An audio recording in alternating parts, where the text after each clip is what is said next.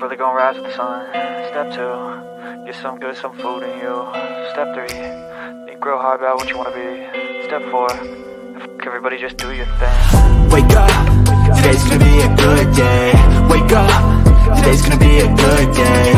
Wake up, today's gonna be a good day. Wake up, today's gonna be a good day. Wake up, today's gonna be a good day. Wake up, today's gonna be a good day. Wake up, today's gonna be a good day. Wake up, today's gonna be a good day. Yo, set your affirmations, aspirations. I got shit to do, the aftermath of preparation. Good food, good mood, blood in circulation. One step at a time, yeah, that's how you make it. Set a goal you control and the steps you take them. I try to pick one thought, have some concentration. And if I make a mistake, it's called education. I try to do this every day, call it replication. Wake up, today's gonna be a good day. Wake up, today's gonna be a good day. Wake up, today's gonna be a good day. Wake up, today's gonna be a good day. Wake up, today's gonna be a good day. Wake up, today's gonna be a good day. Wake up, today's gonna be a good day. Wake up, today's gonna be a good day. So life ain't easy, yo, I think there's a reason though. Ups and downs, just like every different season, yo. Sometimes I'm high, other times I'm barely breathing, though. I always gotta fight and hide from the demons, yo. Negative thoughts are poison, they rot. Head full of flaws, so here come the clouds. They'll never stop unless I can swap all the bad for the good in my head when I'm lost. Yeah, so I'ma fake it till I make it. Positive thoughts are overtaken, I got patience. One day at a time is how you operate a cadence. A flow, you grow, you show yourself a foundation. Stay away from all the shit that causes temptation. I know that I like to do it cause it's sensation. I live my life in my head like a narration. Don't expect greatness, do my best, man, I'll take it. Wake up, today's gonna be a good day. Wake up, today's gonna be a good day. Wake up, today's gonna be a good day. Wake up, today's gonna be a good day. Wake up, today's gonna be a good day. Wake up, today's gonna be a good day. Wake up, today's gonna be a good day. Wake up, today's gonna be a good day. Wake up, brother gonna rise with the sun. Step 2, get some good, some food in you. Step 3, think real hard about what you wanna be. Step 4, everybody just do your. Hi, Bullhorn Betty. Thank you for my shirt. Welcome to the Bullhorn Betty Kids Club.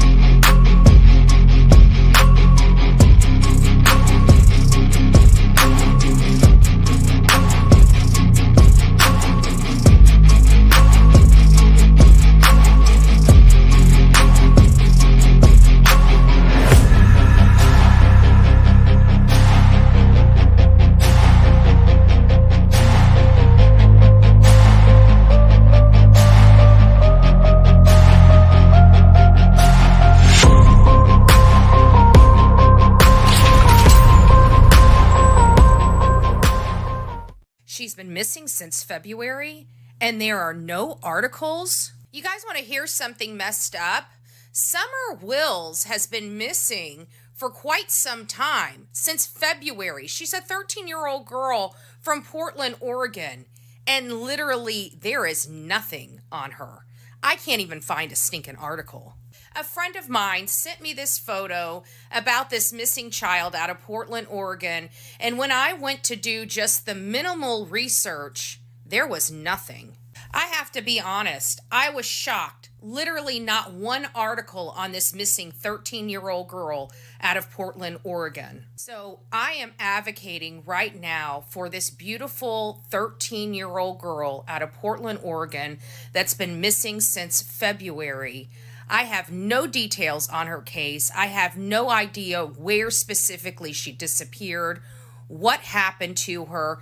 Even on the National Center for Missing and Exploited Children have no details related to her case. That breaks my heart. The charges are absolutely disgusting. We are starting to see a disgusting picture unfold before our very eyes. Stefan Stern's charges have been upgraded to 60 additional charges. That's correct. Many of us are reeling, just wondering what this poor girl went through in her short life on this earth. I'm not going to go through the charges that he has been charged with. They are deplorable, they are disgusting, and some of them happened before she was 12 years old. Stefan Stearns was a predator. Monsters like this do not deserve to breathe the same air as we do. And what he did to this young girl, we will never forgive him for. May she rest in peace.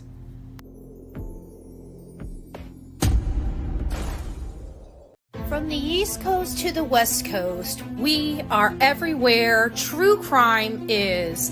We are asking for the public's help. We are searching in the woods. We are doing what it takes here on the Bullhorn Betty channels to find answers to the most alarming cases we have been watching on the news.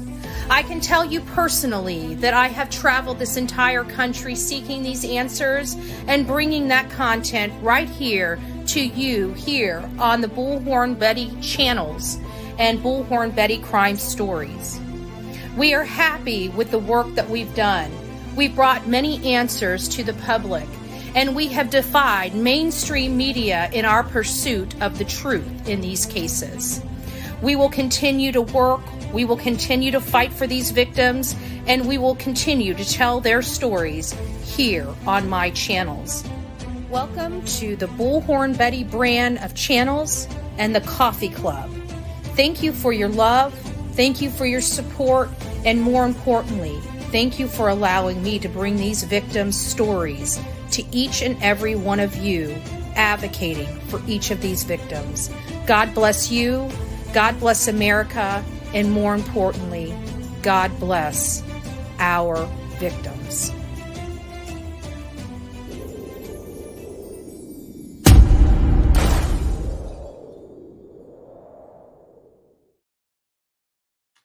Well, good afternoon, my beautiful coffee beans. It's nice to see you here on YouTube as well as X. We're running live on this afternoon as we are going to be discussing the Madeline Soto case. This is a 13-year-old girl that disappeared from Kissimmee, Florida. Her stepfather said he dropped her off at school. When her mom went to pick her up at 4 o'clock in the afternoon, she learned her daughter wasn't at school all day long, and then the panic set in. We did see some interviews from grandma, mom, as well as Stefan Stearns early on in this investigation, in the missing persons investigation, which quickly led to a criminal investigation because Stefan Stearns decided to factory reset his phone. Just so happened on the day that his girlfriend's daughter disappears. And so law enforcement did their job and found some very disturbing photos in the history on Stefan's phone. And that led to his arrest 2 days later on February 28th. I don't think anybody, we had the behavior panelists and everything else kind of look at the behavior and had identified the mom, which kind of made a lot of people speculate the mom may know something about this, and she very well may know something about this, but I'm not going to get into all of that just yet. We do know Stefan's charges were upgraded, and they were upgraded significantly, and I don't think any of us could have prepared ourselves for what was detailed and outlined in that document. I can surely tell you, it was a jaw dropper for me. And when I read it, it was very sad for me. And it really kind of gave you an insight in this young girl's life, her sad life, her young life. And it just drew us all in. So today, here in just a little bit, we're going to be having a press conference related to related to Maddie Soto and what is going on in her specific case related to this situation. Not at 12:30. I'm sorry, at 2:30. Is it 2 or 2:30? It doesn't really matter. I've got it geared up for us to go live around 1:30 with the actual press conference. So that's where we're at. So until then, I'm going to open up the phones 724-249-6140 as we dive into a little bit about the Madeline Soto case. Before we get started, I just want to say, since this is the first show of the day, good morning, guidance, keeping us up to date with all the latest and greatest, followed by the real Me Too, our beautiful Mama Llama in the house, reminding everybody, do not forget to like this. If you're on X, please consider reposting this as we're building up our platform on X and bringing this. Why is members only? I'm listening anyways. For all those that are on the crime stories side of the chat, if you guys want to go over to, if you guys, let me turn this off just for a second so I can get through my intro real quick. There we go. So if you guys would like to go over to the Bullhorn Betty channel, if you guys recall, I'm letting everybody know we're not going to be running on the crime stories with our live broadcast. That's going to be for our crime stories. Our main is going to be our main Bullhorn Betty channel. So if you guys would like to migrate over there, if one of my mods want to throw the regular Bullhorn Betty channel into the chat, I'd greatly appreciate it. On the crime story side, you can chat over on Bullhorn Betty. That's not set up on members only. Only the crime stories is set up on members only, just for you. And of course, X is running as well. So you can always go over to X if you don't want to be here on YouTube, right? So we're building up the X platform. So I just want to thank everybody there. But don't forget to like and repost and comment. And we're going to open up the phone lines here in just a second. So Mama Llama, it's nice to see you. Jazzy, TD Dean. Who else do we have? MJ, Princess, Inspirational, Courtney Dawn, Angela, Guidance. It's nice to see you. Good afternoon. Who else do we have? We have Shay Shay up in the house. Bayou Babe, good afternoon. Taryn, it's nice to see you. Our beautiful Lady 7 Up, it's nice to see you as well. Thank you for being a member. 2 months. God bless you. God bless you. And who else do we have up in the house? I know we have a few people, but you, Spoiled Pain, it's nice to see you. Life Unscripted, it's nice to see you. I wonder why they're holding a press conference today. That is a great question. I have a few theories as to why. First of all, it's got to be getting intense because every single news outlet's probably barking up their tree saying, why are there no charges? That's the first thing that I'm thinking of, honestly. That's the first thing I'm thinking of. Jane, it's nice to see you, but I'm going to keep yours up because we are going to go over just that. Be Betty fan, it's nice to see you. Maria, good afternoon. Who else do we have in the house? Amanda? Oh, Summy, it's nice to see you, love. I hope you're having a great day. It's me, Jen. Good afternoon. Oh, there we go.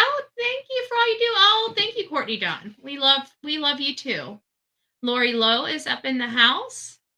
Angelica, Green Eye PI, it's nice to see you. SSD. Lulu's Nana, the newest member of the coffee club. It's nice to see you, Tracy. She ran Calling Wildfire. It's nice to see you as well. Oh, look at this.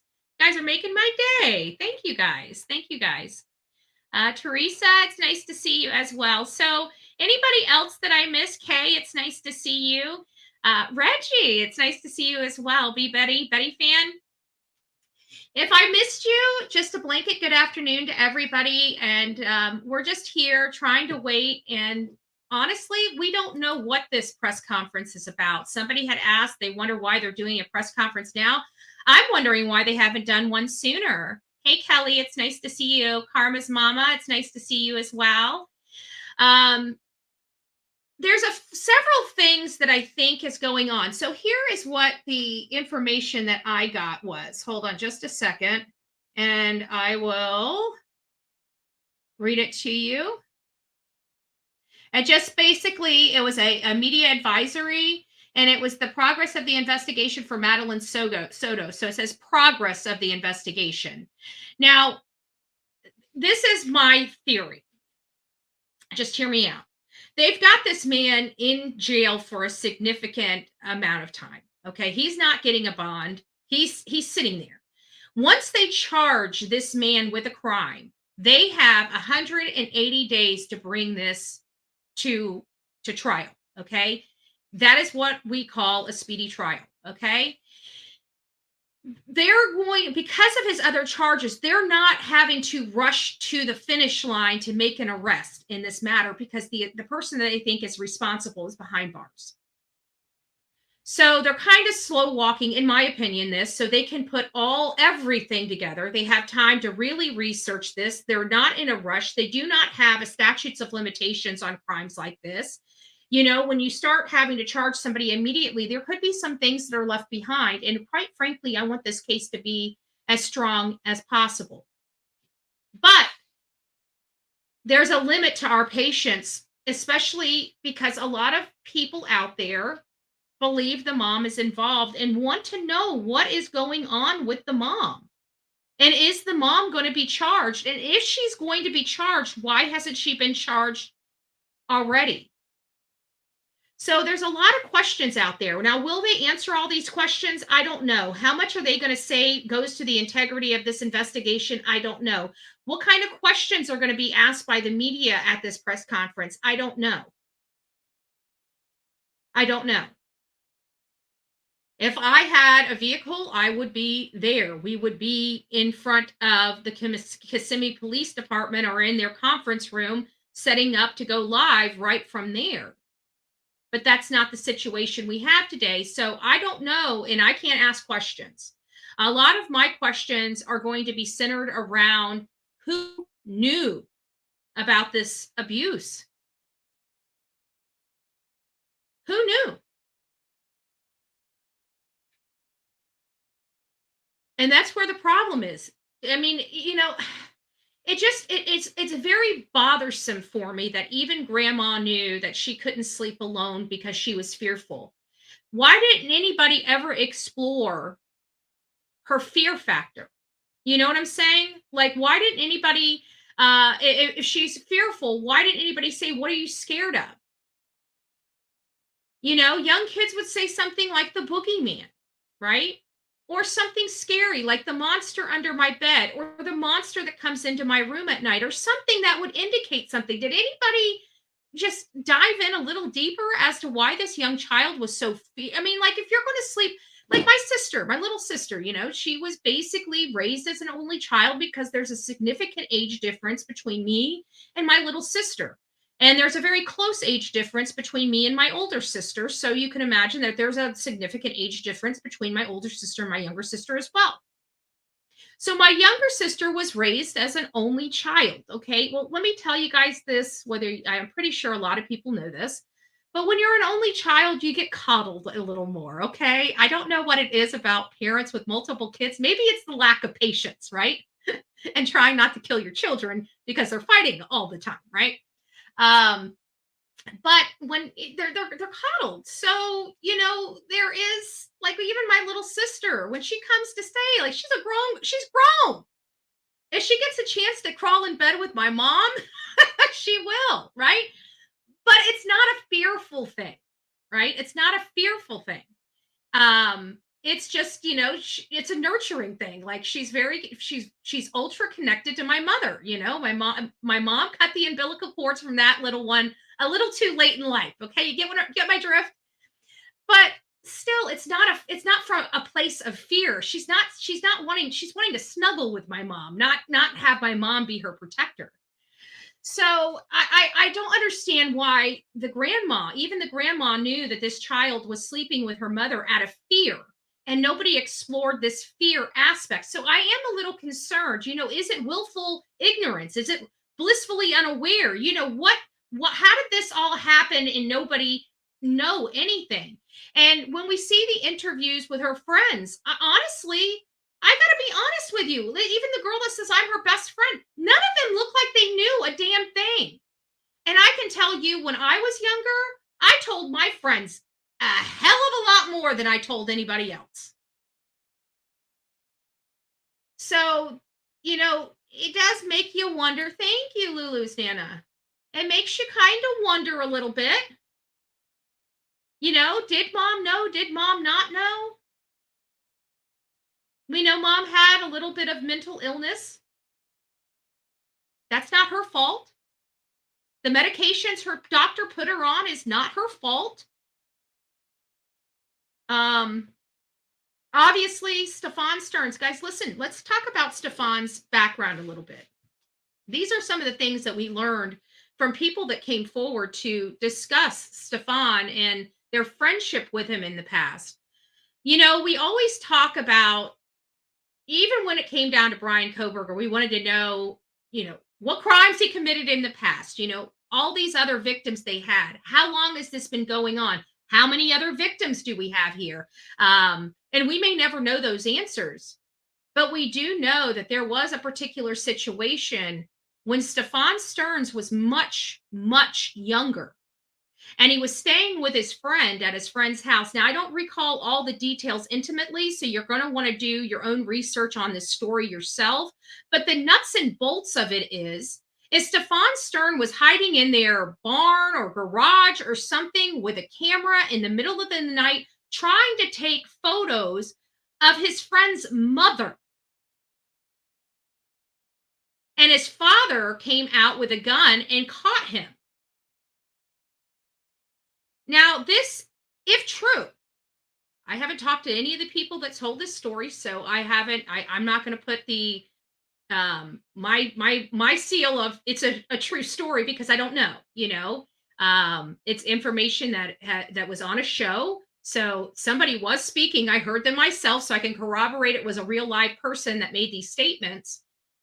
But I don't know who that person is personally, and I don't know if they truly are a friend of Stefan. And I wasn't there at the time that these incidences happened, so therefore I can't tell you. This is one person's account of their friendship with Stefan Stearns, but it goes back to a younger year. And the reason why I think that's important is because that's showing you his behaviorism way back when. So how many other victims were silenced by this? Not to this degree. I mean, heck, we don't know. Where has this man lived? How many children have disappeared around him? I mean, we probably should be looking at that. As I'm sitting here talking, I'm thinking, this guy's been a predator for significant amount of time.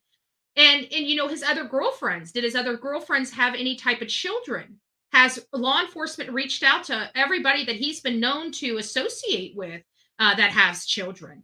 I mean, how many are there?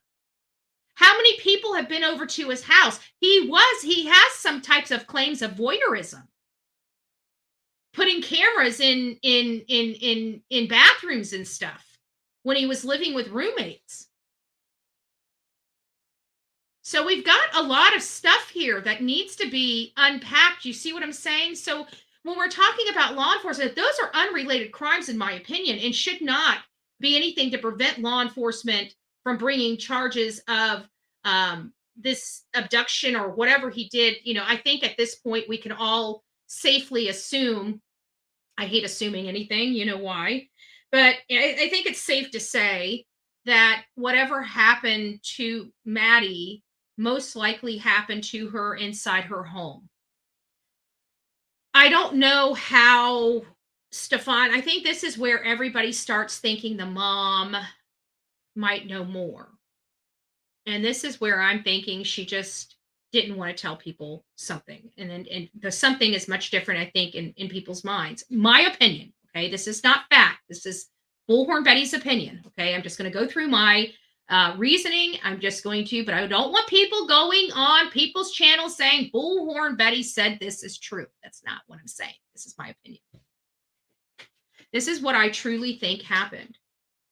I think we know and have well established that Jen Soto, Maddie's mother, has a hard time getting up in the morning. I don't know if she got up to get a cup of coffee. Maybe he had a shower running, as if Maddie was getting up and getting dressed. We don't know. He could have very well had her clothes displayed on her bed like she normally does every morning. So when mom walked by and heard the shower going and looked on the bed, knew what she was wearing. I don't know. Maybe she slept through the entire morning and was embarrassed to tell the whole world that she didn't even see her daughter and didn't even tell her daughter goodbye before she walked out the door. It's possible. We know she was deceptive, but I think the reasons why she was deceptive is different than what the rest of the people that believe she's guilty and knew something believe she was deceptive for. I think the reason why she sounded like she was coached on some of the questions is because she didn't have the answer. And she was fed that information from Stefan Stern, and why she couldn't elaborate on it because he only gave her the XYZ. So it's, I feel a little different about this case.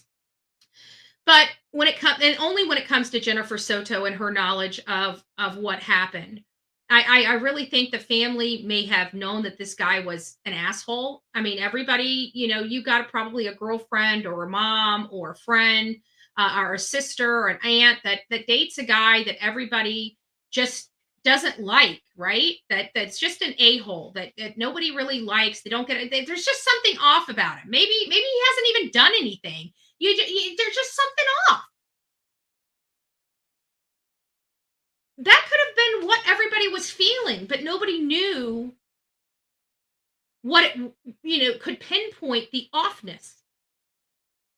And then you got a woman that's a mom that's, doctors have her on medication that does affect her, thinking in fairness. Either depresses it, which, anxiety, I would have to think that she would be on some type of medication that suppresses that anxiety a little bit. But still, it's still something that's affecting your brain. Any medication you take is affecting your brain. So there is that. So I don't want to bore you guys with the details, but you guys know how I feel about Jen Soto. I just need more information. Hopefully this press conference enlightens us. Hopefully this press conference enlightens us about how law enforcement feels about the mother's culpability in all this, because I feel if they have determined she didn't have knowledge that this was kept from her by some way, they should come out and say that's where their investigation is leading them, because this mother lost her daughter. And I mean, I would like to find resolution to that nagging issue that many of us have. Did she do it? Did she not do it? Did she have knowledge of it? What knowledge did mom have? What knowledge did the rest of the family have? What knowledge did her friends have? So people are asking, what do I think is going to happen in this press conference? I think it could be like one of 3 or 4 different things. It could be just giving us a mere update. They're not ready to charge anybody. They haven't had any evidence. The who could be the culprit of this. It might be laying the case out, detailing what they learned, on, literally from the top to the bottom of everything that they can share to the public. They may just be sharing that today. We don't know. They also may be sharing with us that they are arresting somebody or are in the process of getting the necessary warrants to make the necessary arrest. I believe her attorney told her to go into the medical facility so Ellie can't touch her, building her defense. It is possible. It is possible. And actually, if she is in a facility and under doctor's care, to be honest with you, when you got the assailant in jail and you got the other one under doctor's care, they're both out of the public, right? They're both out of the public and not really able to just freely move about. So that might be a reason why they're not, jumping to arresting somebody right now as well. So yeah, you're absolutely right, Rena. Oh, I need to turn the phones back on. Sorry about that. I was meaning to turn that. So if anybody would like to call in to discuss this case, we are not going to be really discussing any other case right now, because this live is really dedicated to Madeline Soto and Madeline Soto's case, because we have the press conference, but some time us something.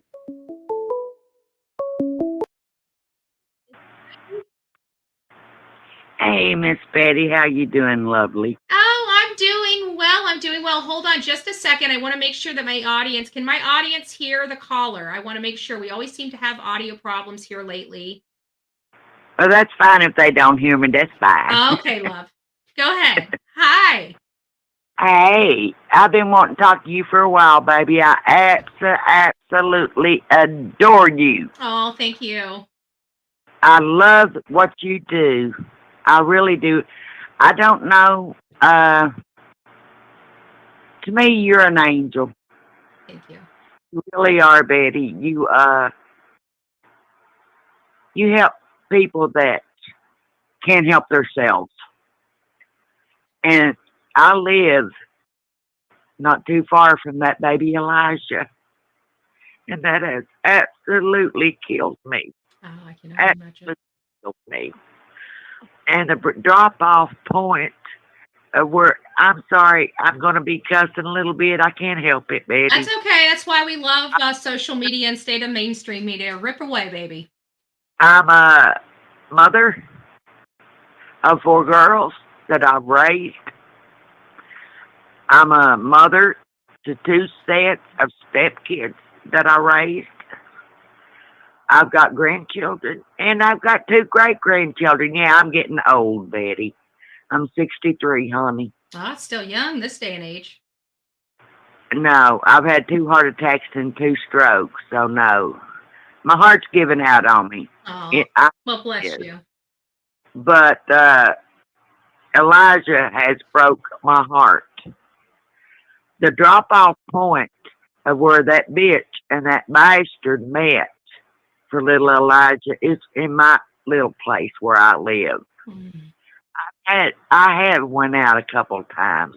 I got bad back and my heart. Mm-hmm. I can't look much, but I have done what I could to look for this baby close to home.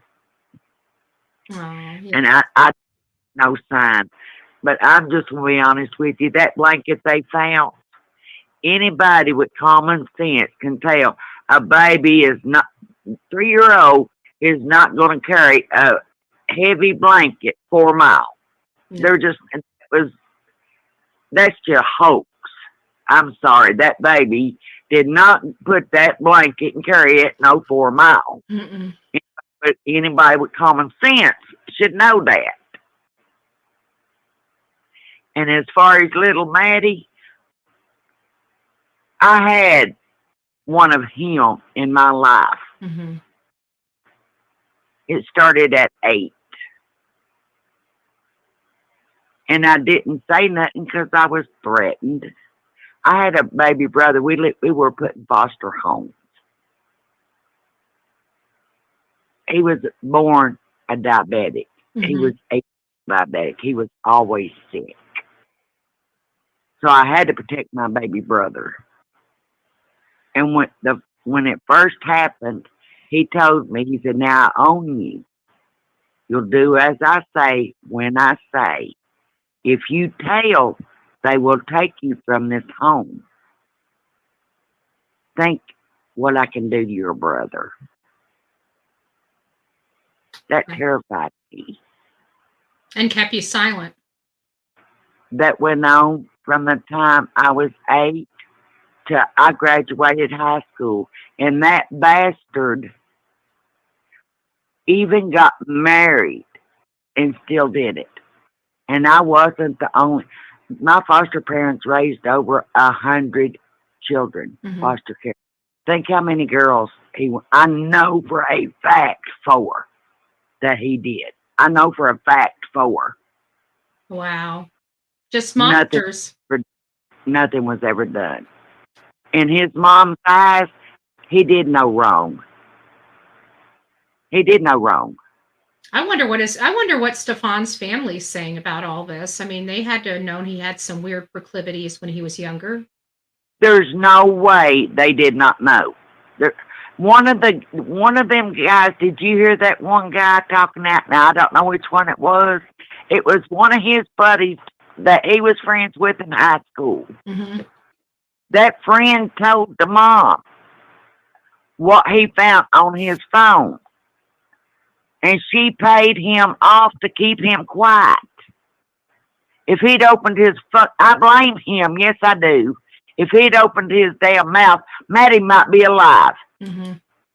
And I guarantee you, she's not the only one he has did that to. I guarantee you, there's others out there. I believe so. I believe so. They may not come forward and they may not speak, but I guarantee you, there's other ones out there. People like him I had in my life, Betty. Mm-hmm. They don't just start. He's been doing this for years. Yeah. Guarantee you there's other little girls out there. And he's had other girlfriends. I mean, because he just got with her back in, 2018, 2019, somewhere around there. So. And I guarantee you within 3 months, that's all it took. He started doing stuff with her. I guarantee you within 3 months.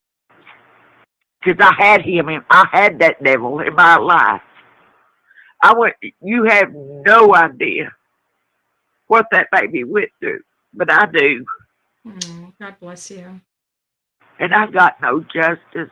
I pray every night that baby gets justice. And no, I don't want him to go to death penalty. I want him to live 50, 60, 70 years and be tortured every day with what he did to that baby. That would be justice for Maddie, not the death penalty. That's too easy for his ass. He needs to suffer every day. Somebody needs to beat the fuck out of him every day for what he did to Maddie. But just enough to hurt him, not to kill him. That would be justice for that baby. Wow. Well, we thank you for sharing your story. May I ask you just one other question before I let you go? How many years did you suffer in silence before you finally broke your silence and told someone?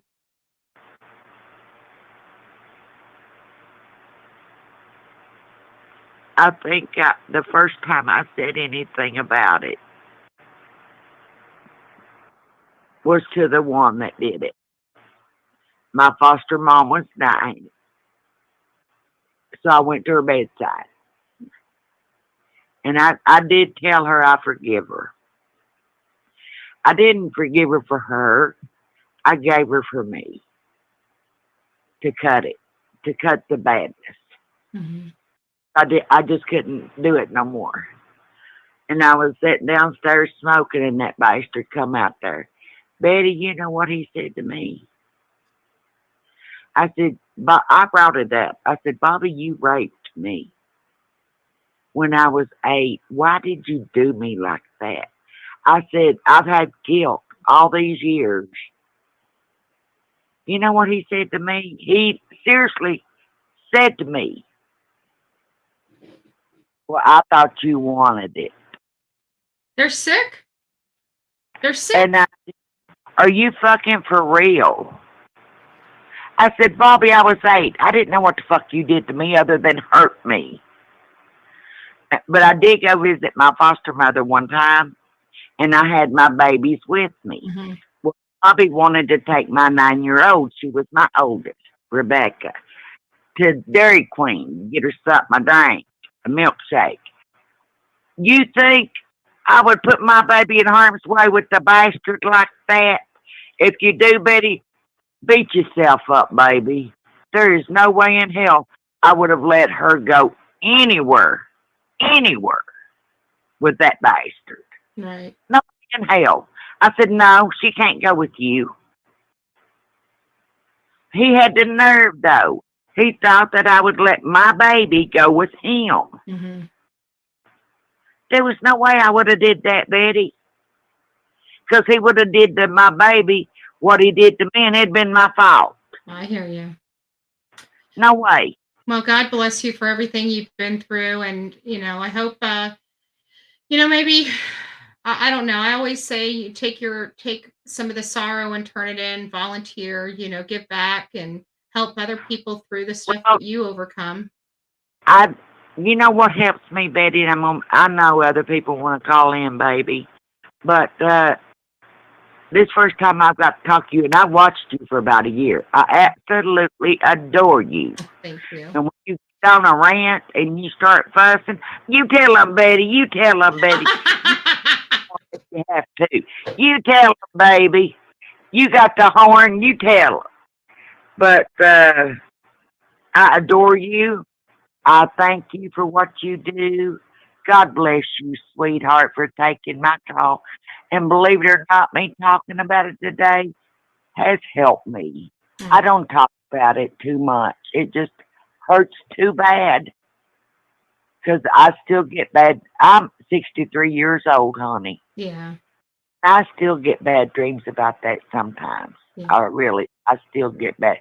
And I know I hate to say this. I really do because it's cruel to say what I'm fixing to say. And people out there, please don't hate me for what I'm fixing to say. But maybe it's a good thing Maddie is gone. She won't have a lifelong torment that I've had. I wouldn't wish this on anybody. She's the lucky one. She got out. Yeah. And she don't have. She's with God. She's with God now. She ain't got a care in the world. She ain't got him in her life no more. You know, Mm-hmm. she's in heaven. There ain't no doubt in my mind that baby's in heaven, Yeah. living her best life now, and she's away from that demon. Yeah. Well, thank you But so much for your call, and we do appreciate for you sharing your story. I thank you so much, Betty, for all you do, baby, and you keep being you, okay? I will You do don't. that. You don't let nobody put you down, honey, 'cause you the woman. You the woman. Thank you. God bless and have a great day. Bye. Bye-bye. So there's just another perspective. Some of this stuff is hard, as we're all struggling to find what happened to Maddie, the life she lived. And we just heard from that caller, the caller, she wasn't saying she wants Maddie to be gone. She's just saying that, had she not, none of us would have known this was going on, and how many more years would she have had to suffer like that in those conditions, and it's just sad. This caller here, another caller that kept silent for years because of fear from their abuser. And so we have to look at those angles. And I know it's easy to say, how did mom not know? But we have to understand she had mental illness. It would have been easy to manipulate her. It would have been easy for anybody to say, go take a pill. It's your mind. You got problems. I can see some of those things happening. And with the knowledge that I had from a different case, I just needed a little more information than my feelings. The press conference is going to be around 2:00, so we've got just a little bit more commentary here before we're going to be moving over there. It's going to be at 2 p.m. today, 2 p.m. So we've got a little bit of time left before we're going to be getting geared up. I'll probably start bringing in or introducing a live stream probably about 30 minutes or so before the press conference. Sometimes it's 10 minutes, but usually about 30 minutes before the press conference comes up, so we can just monitor it, so we make sure we're not missing anything. So we're going to be hearing today a press conference related to Maddie Soto. Maddie Soto is a 13-year-old girl that disappeared on February 26th from Kissimmee, Florida. It was a little confusing. Our Orange County sheriff was involved, and then they realized the crime actually happened in Osceola County, a neighboring county. And so that investigation has now been put on Kissimmee Police Department in Osceola County. And so they're handling this case. Stefan Stearns was a man that was dating Madeline Soto's mother, Jennifer Soto. And he was arrested 2 days later on February 28th, related to some photos and videos that law enforcement uncovered on his phone when they were searching for any information leading to the whereabouts of Madeline Soto. They've said that there was a juvenile displayed, and we're not going to go over. I mean, you guys see his charges, so there's no need to to, keep kicking a dead horse. We know what he's charged with, the kinds of crimes he's charged with. Okay. So we have those crimes. And shortly after we heard of these photos, I would say March 1st, earlier in the day, we had a press conference where law enforcement finally told us that they believe Maddie was gone, that they have video evidence that shows her in Stefan's car, and she already appears deceased at 8:19 in the morning. He was already disposing of her items into a dumpster around that community at like 7:40, 7:43 in the morning. And what else did they say? And he was changing a tire near the location she was found. But either way, they told the mother the first. And then later that afternoon, we started getting news that there was a body of a juvenile found on the side of the road on Hickory Road or Old Hickory Road or something to that effect out there in Kissimmee, some 20 miles away from her home. So it was a very sad day. Many people went out there and showed their love and support by putting a memorial. It sounds like the homeowner or the property owner to that property has some major grief because his gate was open that day. His gate was open and it gave some passerby an opportunity to drive back there and dispose of Maddie. And I keep wondering, and I think many of us wonder, what came first, the flat tire or her being dumped? I have a funny feeling that while dumping her, something happened to his tire. And that I don't think the tire itself was the ruse to stop, because it looked like he could drive through the gate and drive behind some bushes and nobody would have been the wiser driving by. So I don't see the need of having a ruse of being on the side of the road changing a tire unless his tire really did need to be changed. Now, that's just speculation on my part. We don't have any information one way or the other.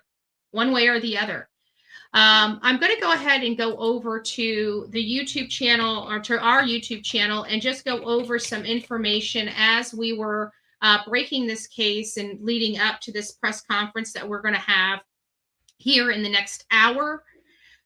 Just give me just a second. I'm not sure why I didn't have it up, but I didn't have it up. I have a multitude of other things. And don't forget that the phone lines are open. So if you do have any questions related to this case, please consider calling in 724-249-6140. And give me just a second. Okay, here we go.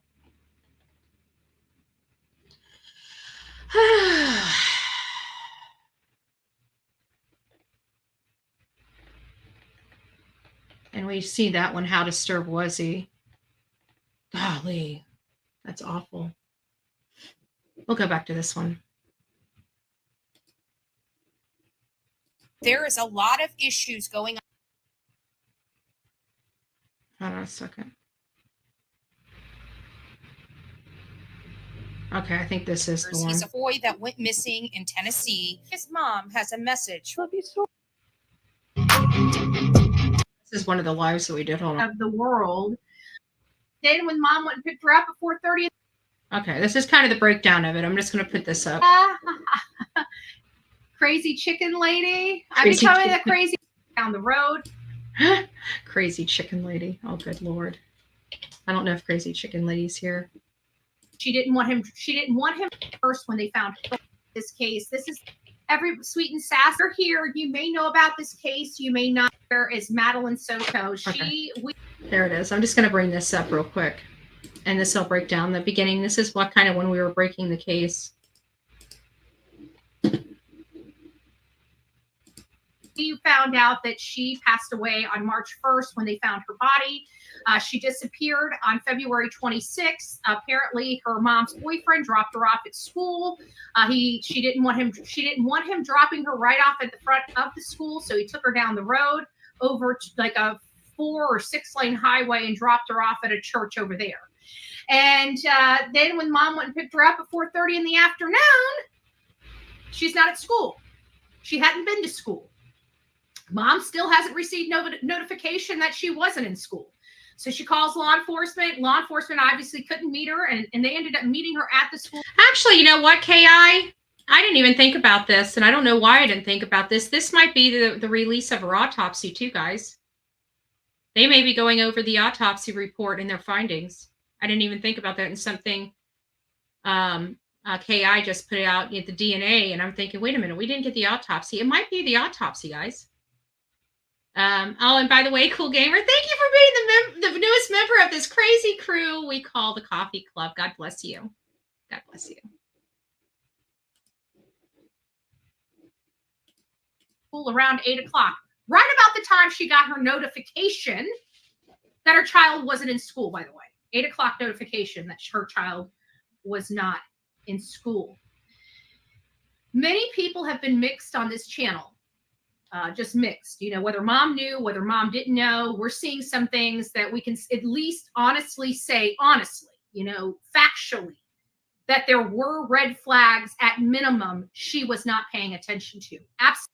I still believe that to this day, that her mom missed some key red flags, but I think it was because of her mental illness, honestly. Not that that's an excuse, you know, she was under medication. She should have been alert, but, you know, again, you're talking about a topic that I'm not, you know, all that familiar with, especially when it comes to anxiety and stuff like that. It's, you know, I don't know how it affects people. I don't know what it really does. I may have had anxiety. I may have anxiety. I don't know. I don't know what it is. Occasionally, I expect everybody to be anxious about something, you know, but is it a constant state of mind? No. So having anxiousness and anxiety as a conscious state of mind all the time, I don't understand that. And I don't know what medications do to somebody that's anxious all the time, or how it has the effects on the person's body or mind.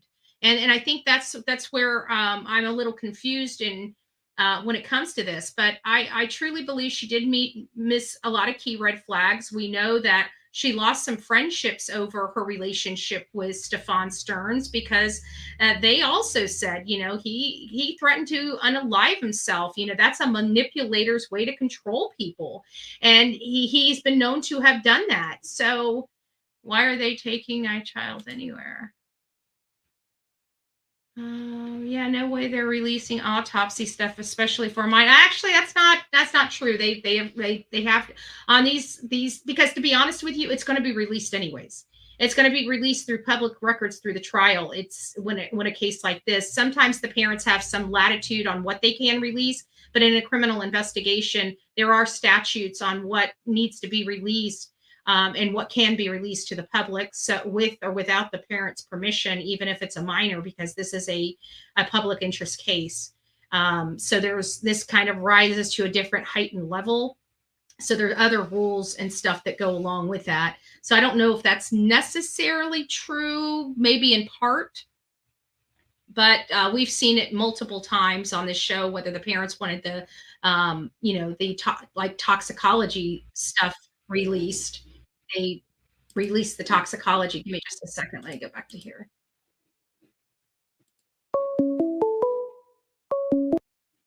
This is Betty. Hey, Betty. Yes. This is Linda Lou from Tennessee. Oh, Linda Lou, how are you? I'm doing very well today. What I'm calling about, Betty, I've been thinking for a long time, and nobody can give me a answer or a speculation. When he came back at 8:12 or 8:20, when he returned back home with her body. Yes. Okay, and it would be it would be sort of in the morning time. Everybody's getting up and running around, and her body was supposed to be still in the car. Wonder how long he stayed there before he left to do away with her body, because it would be in the morning, because it wasn't anything was showed up like 1 o'clock, was it? where he Yeah, had that because he tire. yeah, because that is kind of strange. He left like I'm trying to piece it together in my mind, and I don't quite understand it. But apparently, when he left the apartment, it was earlier in the morning, like two Yeah, hours before her school was supposed to start, and he was already seen dumping her backpack and her computer in a dumpster at like 7:43. And then yeah, they say they saw him coming back to the apartment complex. So that implies that he actually physically left out of the apartment complex and he was seen coming back in. But I don't know if when he came back in, he was seen dumping her stuff or if he was mhm, seen dumping her stuff earlier as he was leaving. But at 8:19, they're saying he's coming back to the apartment complex and mhm, he's on video with her in mhm. the car. So I really don't know. It really depends on where did Maddie stay? Because of this whole situation, I keep wondering, did Maddie stay at his house at night and he brought her over? But it sounds like they all stayed at the same house, so it almost implies he was already Yeah, there. So I think that's why nobody's speculating because to be honest with yeah, you, it's so confusing about that morning and who was where and who was, who was staying at the house, who wasn't, who was moving about at what time. I truly believe mom was asleep, but I mean, yeah. that's just a theory. It's not really. I was just thinking, people get out and walk on their sidewalks or walk their dog or something. If it was, like you said, it's about 8:20 that morning. Well, it said on there it's about 7:30 Mhm. when he was videoed throwing her stuff away in the dumpster. Yeah, it was about, I Went on think if I recall 7:30 or correctly, something it's like that. 7:40. I think they said Yeah. 7:43. They have very specific times on And this. then he left. If you notice, when they said they had guards at that, when they come in there, they have to come in, they open them gates up for the people to come into that neighborhood.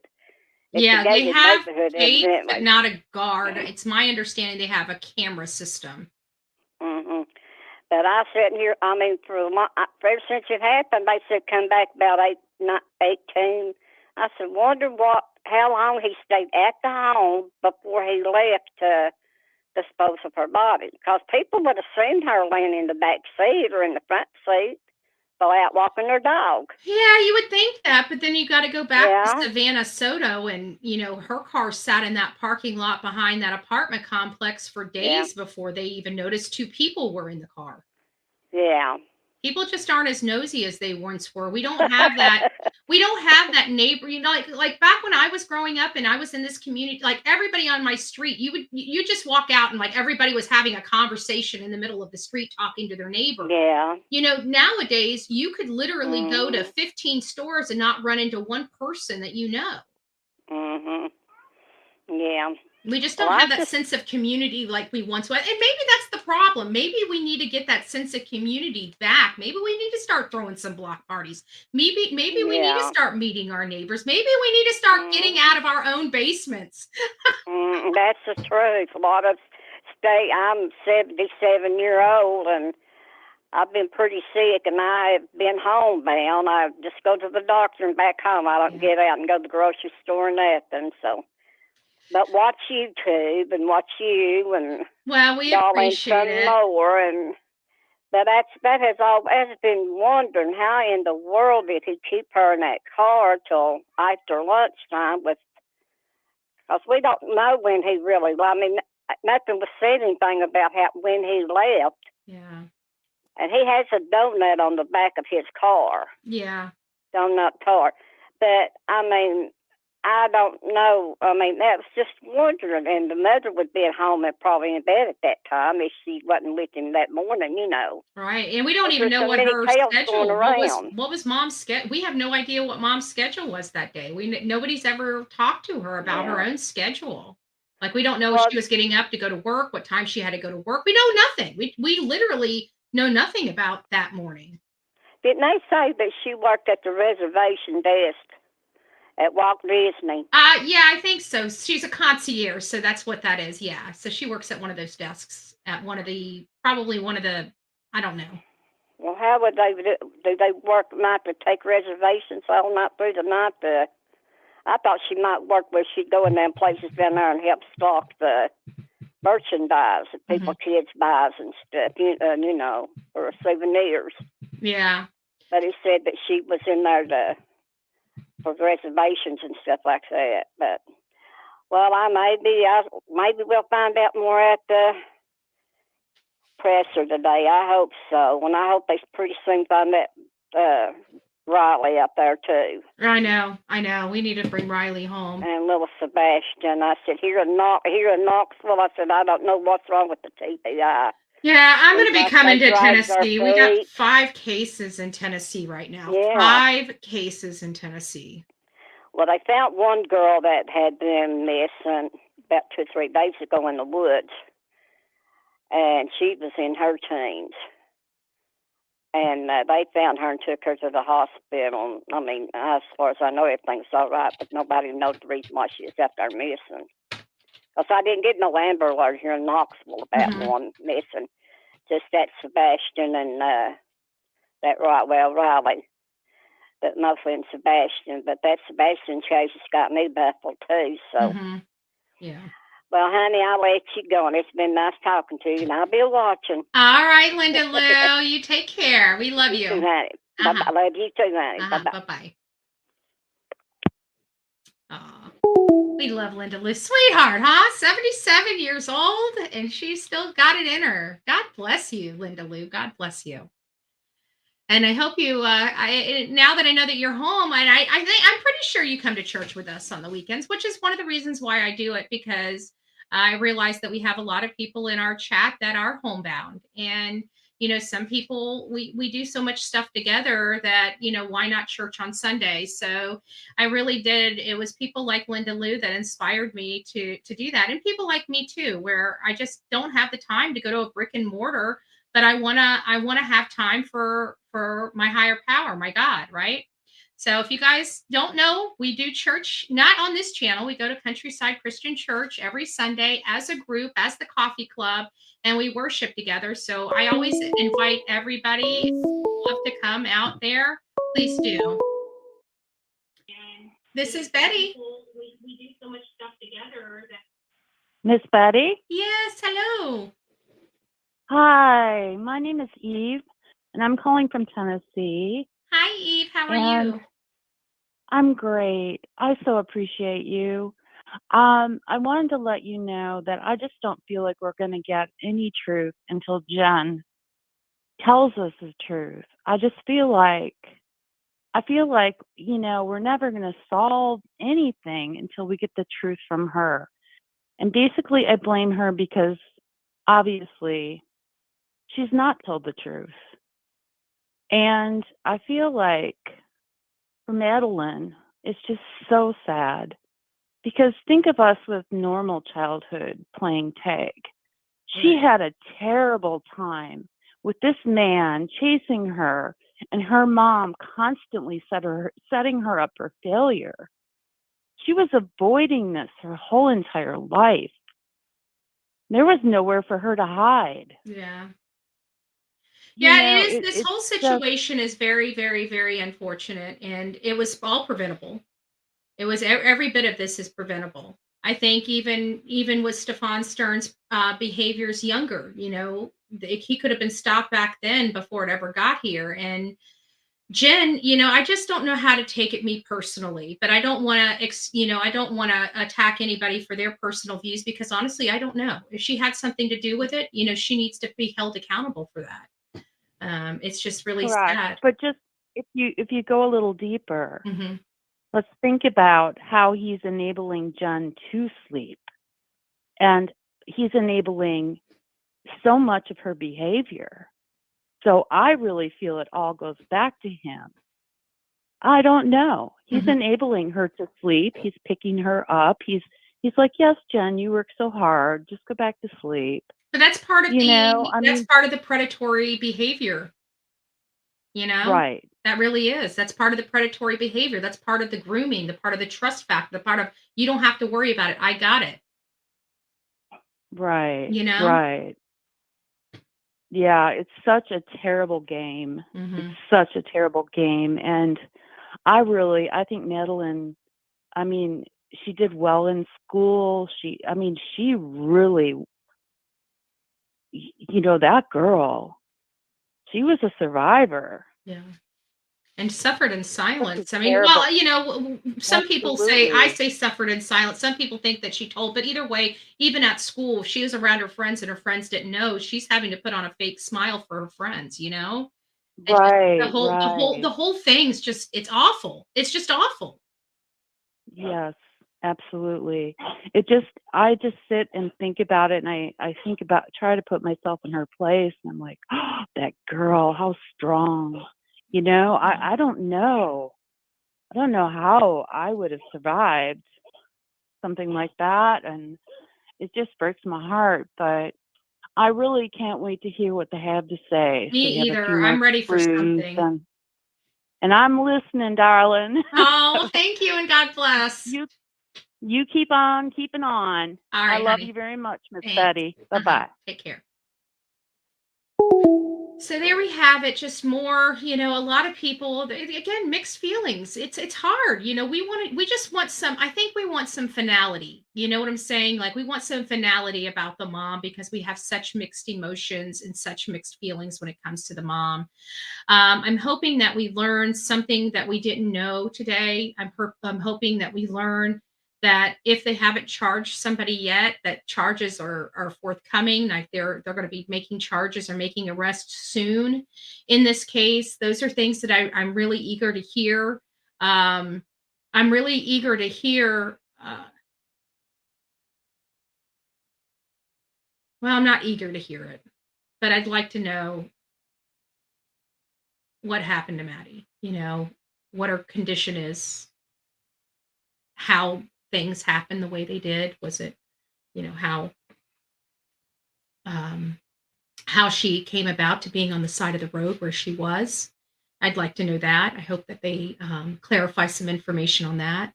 There's some confusion of where Stefan Stearns was actually physically at when he was changing his tire. That I'd like some clarification on because there's some confused people. There was I've been watching a lot of stuff related to this because I can't physically be there. It's been driving me absolutely nuts. I'm climbing walls here because I haven't had a vehicle. And actually, while I was here on my live, which I'm going to probably pause for it, my mechanic was actually calling me. So let's cross our fingers and hope that Bullhorn Betty's getting her car back today. Okay, so I'm probably going to play this video while I call my mechanic to find out what's going on. But it's driving me nuts, so I'm having to watch everything. Well, one of those things is I watch Court TV. I love Vinnie Politan. Okay, I love Vinnie. I love Court TV. I don't really watch anybody other, there's just certain people I watch on Court TV. And it's usually just Vinnie Politan. If it's not on the Vinnie Politan show, I'm not watching. I typically don't watch it. I should say it like that. I typically don't watch it. And like News Nation, I'm a Brian Enton fan.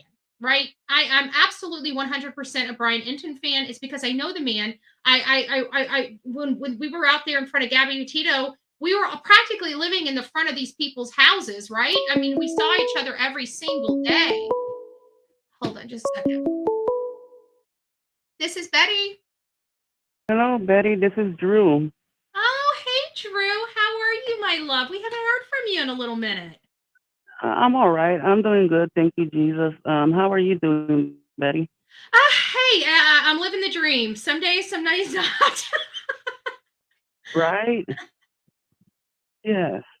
I'm calling in because of I've been watching you, right? Well, I just hopped on and about Maddie's mom, Jennifer Soto. In the Hispanic community, in the Spanish community, there's been sexual abuse from the get-go, right? And in the Spanish community, it's always hidden. Even if the mom knows, if the dad knows, say even if the grandma knows, it's hidden. They don't want anybody to find out. In the Spanish community, there's a lot of machistas. They're proud. Right. They're so proud, and they hide these things. Interesting. So I never thought about, I don't even think about it culturally, but I guess, maybe, yeah. The Spanish community, or I don't know how to put it, the Mexican community, I'm just going to say it like this, okay? That's how I know how to say it. In the Mexican community, Spanish community, they're so proud, and they hide. They want to make it seem like there's nothing going on in the family, right? They say, oh, what are the neighbors gonna say, right? It's always what is everybody else gonna say.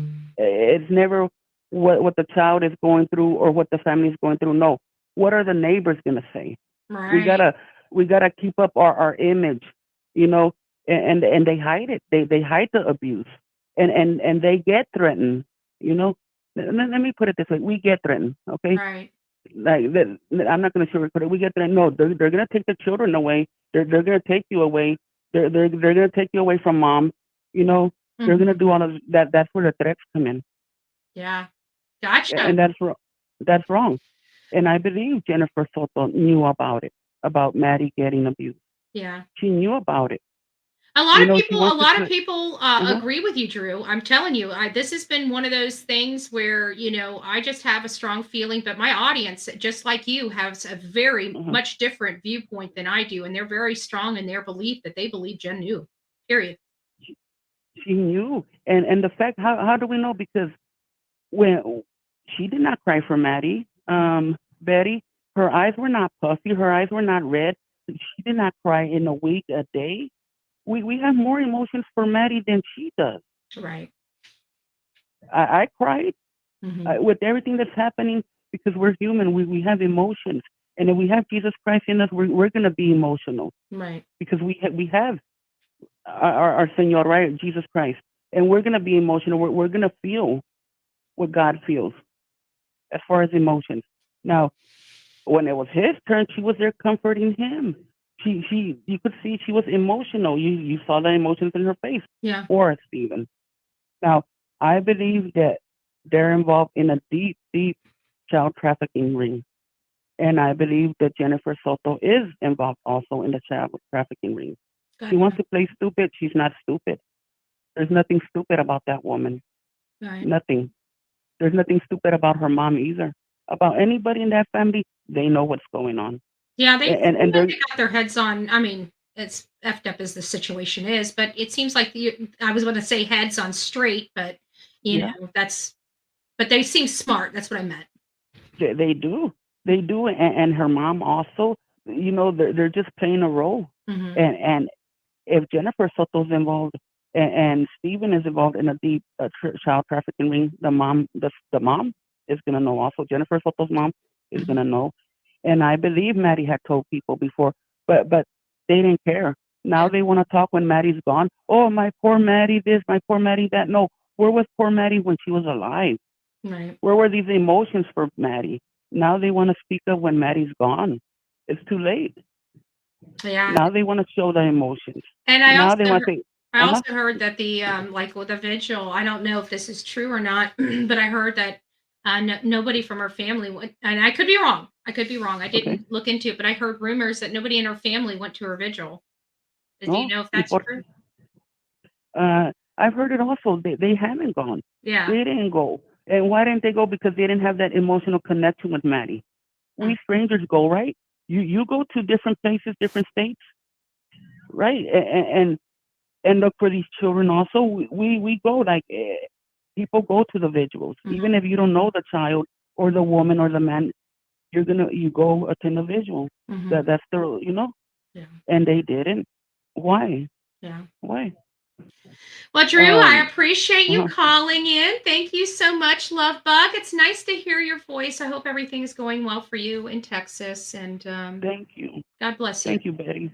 And God bless you and keep safe out there, okay? You too, hon. Bye bye. Okay, bye bye. Our beautiful Drew, she came to us whenever we were covering another Soto case, Savannah Soto. And I always love hearing from her. I always love hearing her perspective. I always love just giving us a different side. Like that's something I would never have thought of is the cultural side of things, the pride and the proudness of the Hispanic community and wanting to hush up that kind of conversations and knowledge, and that's what's leading Drew to believe that the family has knowledge. And I'm still, I'm just on the fence. I just wish I wish I just had some more information to get me off, some more reliable information to get me off the fence, because I mean, my emotional side is telling me one thing while my logic side is telling me another. That's what I talk about on when I say I'm on the fence, you know? So with that being said, so this is kind of where we are at the moment. And about, I'm going to go ahead and play this video. I got to do it by necessity because I got to call my mechanic. So you guys are going to watch this for a few moments. I'll be back to you shortly, okay? Oops, don't call in. I don't want you guys calling in. I don't want to dox people. Almost dox somebody. Here we go. Watch this video. I'll be back. Absolutely, hands down, there's enough information corroborated that we can say that there were a lot of red flags in this young girl's life. Did it rise to the level where her mom knew that this type of stuff was going on? I have not found that yet, but I am working on it. I'm working very hard. I'm working around the clock, trying to find as much connection to this as possible, because we do have a mixed bag, and it's a very delicate situation trying to manage this case, because we, you know, a lot of us like to, well, not like to, but we do act on emotion. Okay, sometimes things are. Hey, you Eric, can't it's have Andra. emotion in it to be able to see Oh, what's I'm really doing going well. on. How are you? And this is a highly disturbing case. This is a young girl that was abused. We're learning a lot about this. The man that is accused of this, his name's Stefan Stearns. He has known Maddie since she was 5 or 6 years old. That kind of sucks, but that it is my belief. So now, no then again, this is speculative. This is only All right, my thanks so much. opinion. I have nothing really concrete to base this on other than we understand these types of predators. But I truly believe that he targeted this mom to get to this child all the way back then. I still believe that. I have to be honest with you. I still believe that. I just called my mechanic. I didn't get the news I wanted to get. I want to cry. Was it muted? Betty, we hear your call. Oh, shit. You guys could hear my call? Oh, because my microphone was on. Shit. Sorry, guys. Didn't mean to do that. I forgot to turn my microphone off. Hot mic. Yeah, that you guys heard it then. My car is obviously not going to be back until Monday. Kind of sucks, but it is what it is. So now we're going to go for 2 weeks and 3 days without with Betty being down like 4 flat tires, literally down like 4 flat tires. I have to be honest. I don't know how I survived 2 weeks, but I have a funny feeling that waiting until Monday, it's going to be like watching paint peel on the wall. I'm pretty sure the last 3 days are going to drag on and drag on and drag on and drag on. Eric, get busy on. I know, right? Get busy on my car. So it's okay. It's okay. It is what it is. Sorry, guys. I didn't mean for you guys to hear my conversation with my mechanic. So let's go back and listen to the conversation you guys were supposed to hear instead, huh? Shall we? I have a funny feeling I know who this is.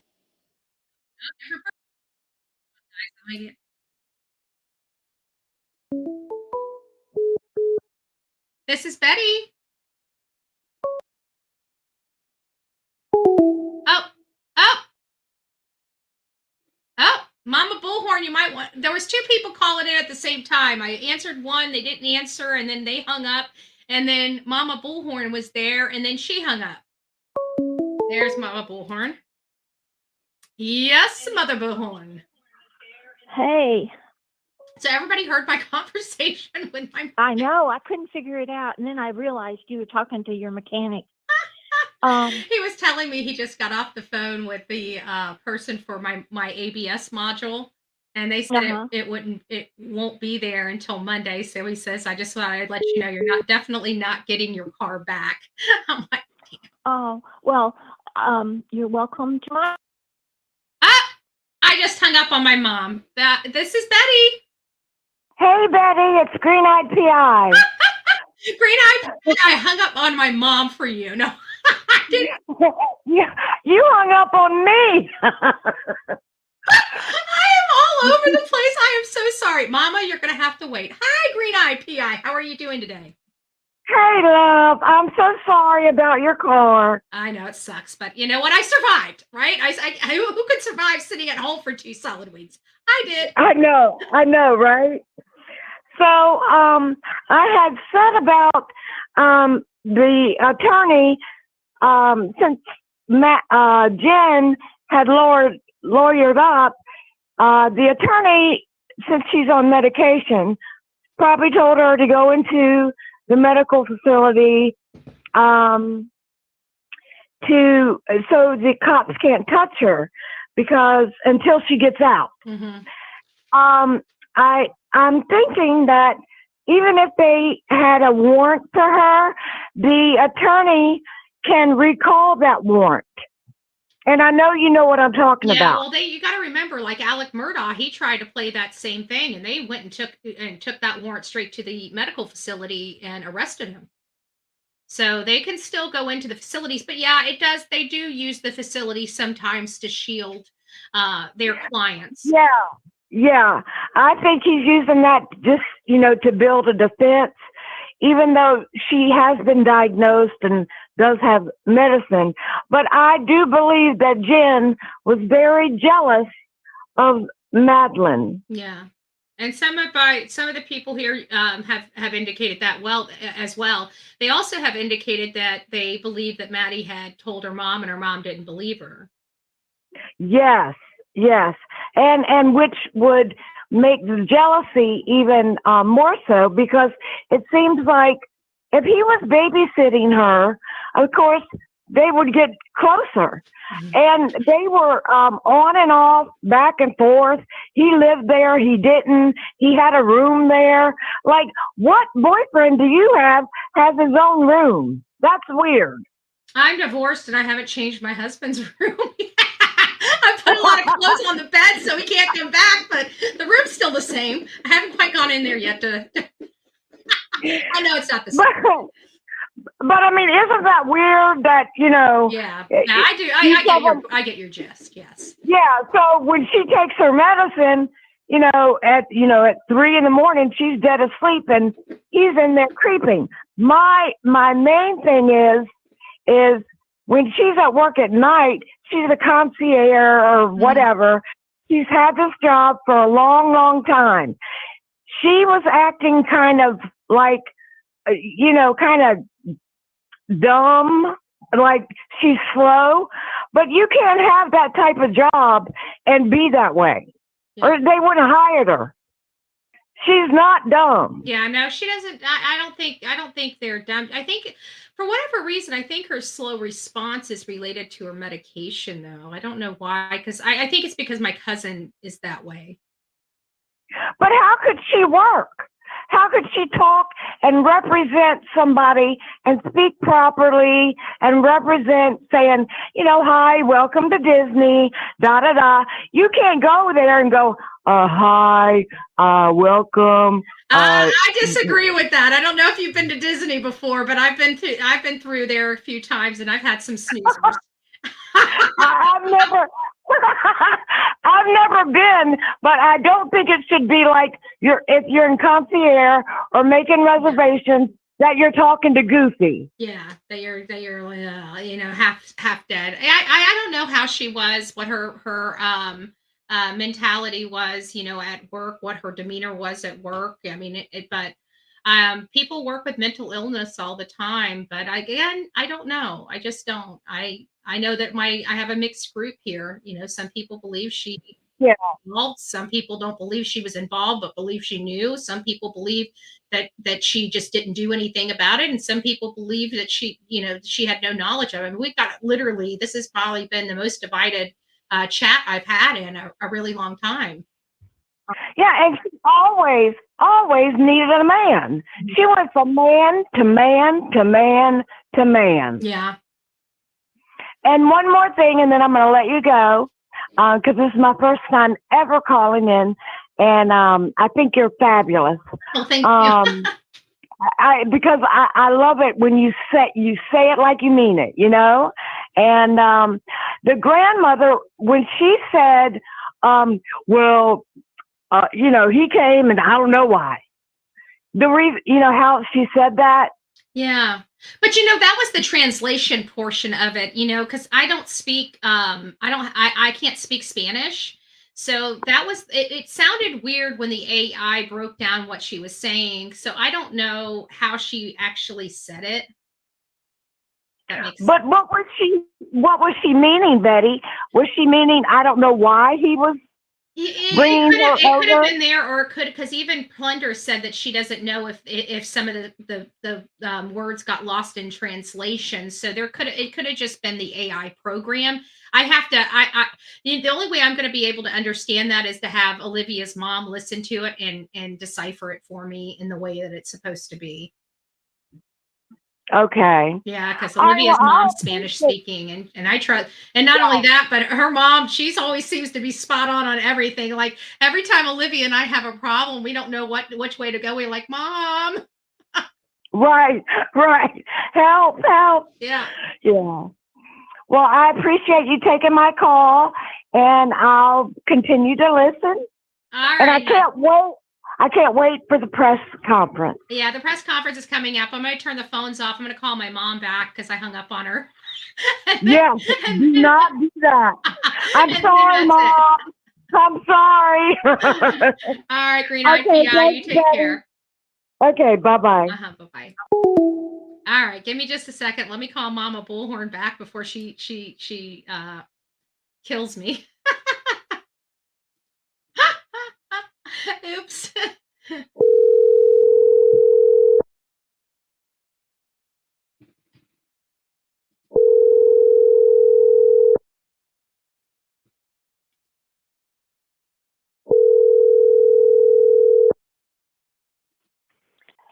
Hello.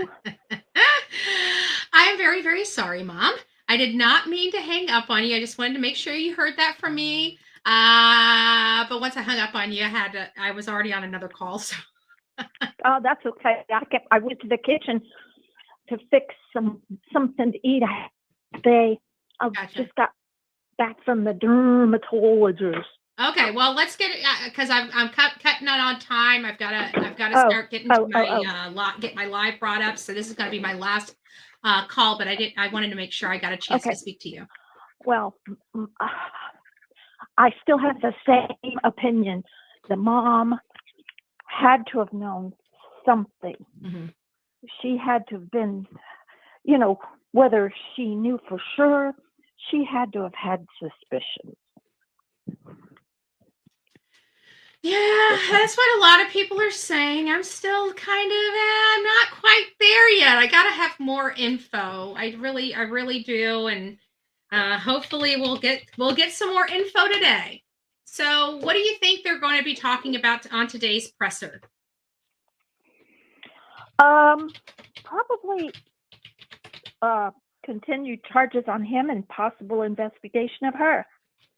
All right. Well, there you guys got it. Got it from Mama Bullhorn. Thank you so much for your love, your support, and calling in. I love you, baby. I love you too, Mom. Enjoy your lunch. Bye.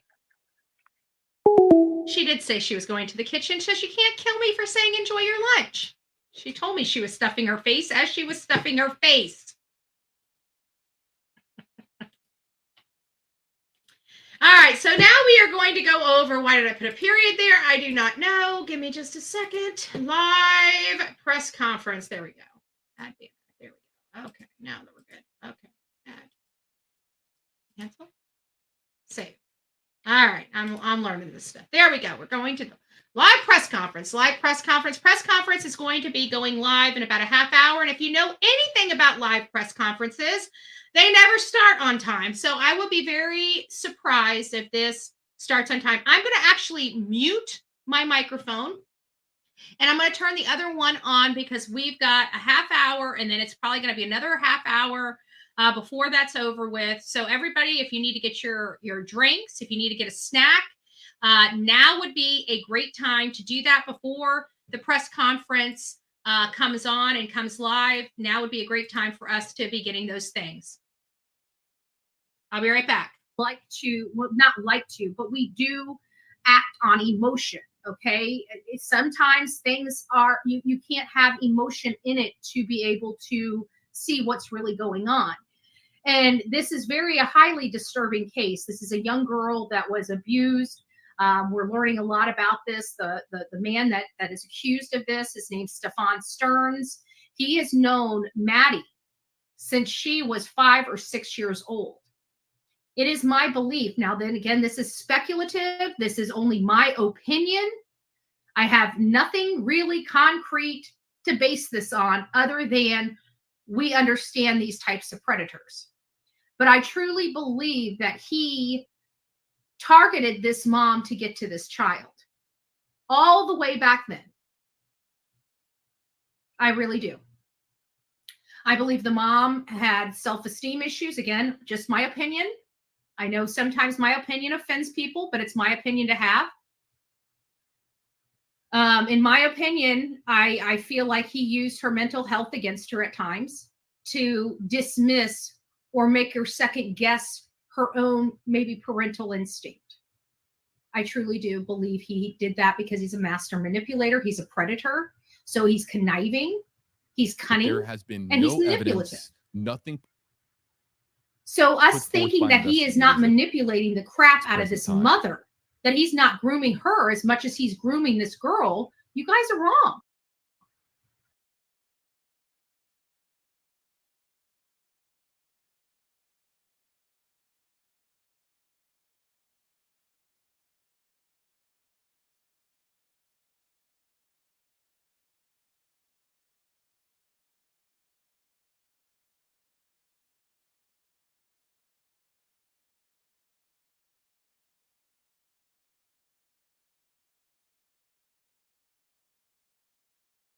Sorry about that, guys. I just realized I kept myself muted.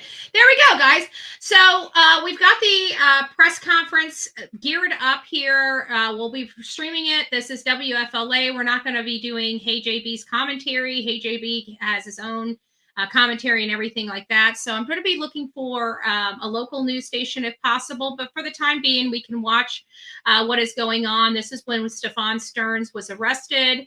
Again, he's been arrested for 60 horrible crimes against children. Hope everyone's having it. It's nice to see you, Mimi.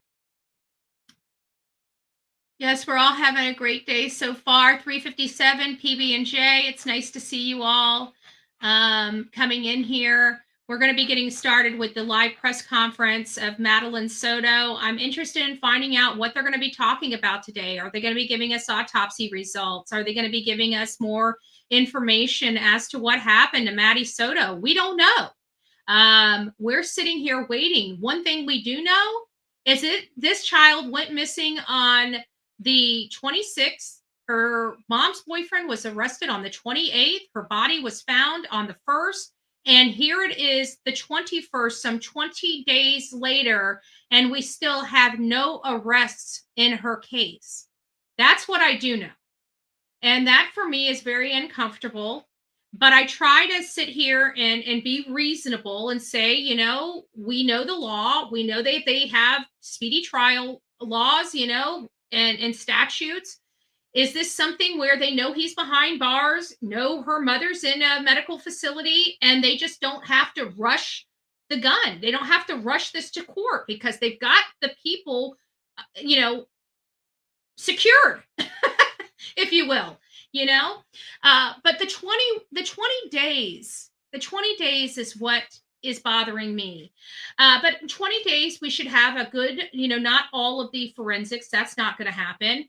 But we should have some preliminary forensic findings in 20 days into this case. So I'm expecting to hear something more on their forensic findings at this particular press conference. I'm looking for some more information as to details about Stefan and his involvement in her disappearance. I'm interested in finding out whether they're going to speak to us about the mother. Are they going to have a conversation about Jennifer Soto? I'm very, very interested in all of this. We all are interested in all of this. We're all waiting here with bated breath to find out what happens and when somebody is going to be arrested. I went through Stefan Stern's charges, and although we've heard the significance of those charges and what those mean for Maddie and what those have meant for Maddie, without actually divulging the details of those charges, it is graphic in the charging documents. It's disturbing and it's sad. It shows that this child was abused from head to toe, front to back. Okay? She was abused. This child was abused. This child went through some things that some of us, would never even conceive of ever even doing. This child had to endure. Just too young. The abuse is too grave, too graphic, too awful. We keep trying to find reasons for this or somebody to blame. There's nobody in my mind to blame but this man. Stefan Stearns is a predator. He's been a predator for a really long time. And I pray to God that people understand. And I pray to God that this is something that people across this country, because it's getting such national attention, can understand. These kinds of people, whether men or women, these types of predators, they don't change. There's something wired incorrectly in their brain. There is no cure. Okay? These people cannot be free among us. They will reoffend. And when they reoffend, that means more victims. We cannot, it's like we have this law that basically says that, the punishment can't be, excessive. It can't be excessive. That's in my opinion, because some of these crimes, some of these sentences I hear, in my opinion, rise very to the excessive level. Like, I can't believe they just put this man in jail for this long for this crime. Excessive. But you know what? Apparently that's palatable by our justice system. I'm a reasonable person. I think I'm a reasonable person, and some of these things are excessive. But you know what? It always seems like when they're excessive is when they should not have been. And every time they give people passes is when they should have been excessive.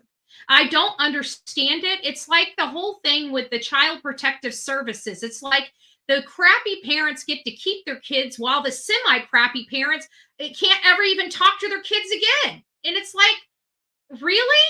I literally don't get it. It's just like our society sometimes anymore is flip-flop, but I digress. Stefan Stearns is a predator. We're learning a lot from his friends in the past, from other people saying they weren't part of the good group. We're learning from his childhood friends that he was taking pictures. We're learning from other people the stuff that they saw on his phone in the past. We heard that he had cameras in the bathroom of his house that he had with his roommates. I mean, this guy is a predator. I believe he preyed on this woman. I believe that the only reason why he continued to date this woman and continued to date her as long as he did is because he had access to a juvenile child, a child. And she developed into a juvenile. Now, I think she was putting the kibosh on whatever he was doing. I think she learned that it was wrong. I don't know why this day. There's a lot of reasons why people are speculating as to why he chose to do this, from her being prego, which I honestly don't believe. Maybe we'll find that out today through maybe she was. I don't know. I just don't believe it. But I think it was more in line that the family unit was dysfunctional. It sounded like Maddie's mother was starting to distance herself and starting to separate herself from Stefan, either whether she just realized it wasn't going anywhere. She realized her daughter was ultra unhappy.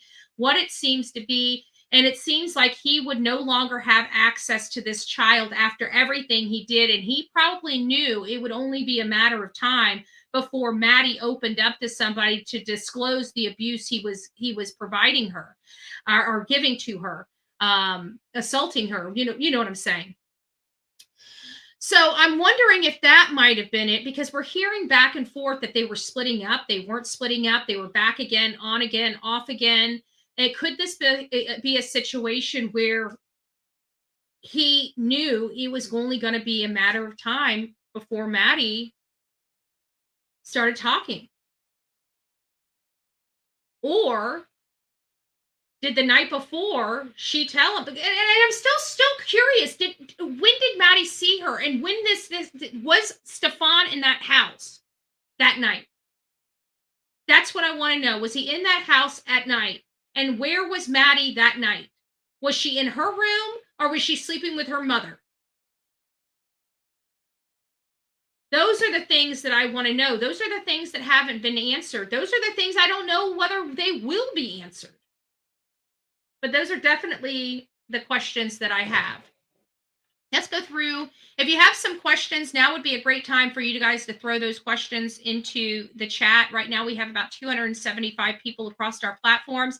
If you would please be kind to give us a thumbs up wherever you're at. If you're on Twitter or on YouTube, please consider giving us a thumbs up and reposting this.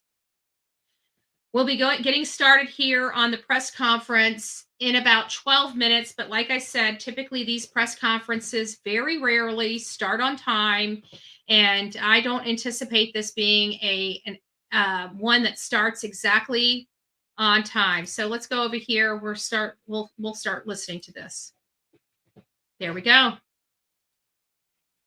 Guys, we are ready for the press conference. For those that don't know, we are officially ready for the press conference. We're going to be, and then of course, after the press conference is over, do not leave. We will be having some further discussions on what we learned from this press conference. So please share this, get as many people over here as possible, and we'll watch this, and then we'll go over it, and we'll take some calls. I'll open the phone lines back up so you guys can share or express your opinions on what's going on. I know that my position on this, actually my position on a lot of these cases, for the last two cases, this case as well as Sebastian Rogers, I just disagree with the behavior panels. Now, the behavior panel, many of us know, are a group of professionals that have devoted their life to studying the behaviors of individuals and their subliminal and unconscious. Hey everyone, we're gonna do. Okay, they're Sound doing check mic tests. that. And their Okay. unconscious 1, 2, 3. reactions to certain stresses Sound in their check. life. Sound check. Let me know if you're good. Thumbs up. Yeah. No, Good? this one needs to come up a little higher. Awesome. Let me switch ears. Okay, yeah, we got good audio. Is this a hard start at 2? Are we starting right at 2? Yes. All right, guys, we have audio.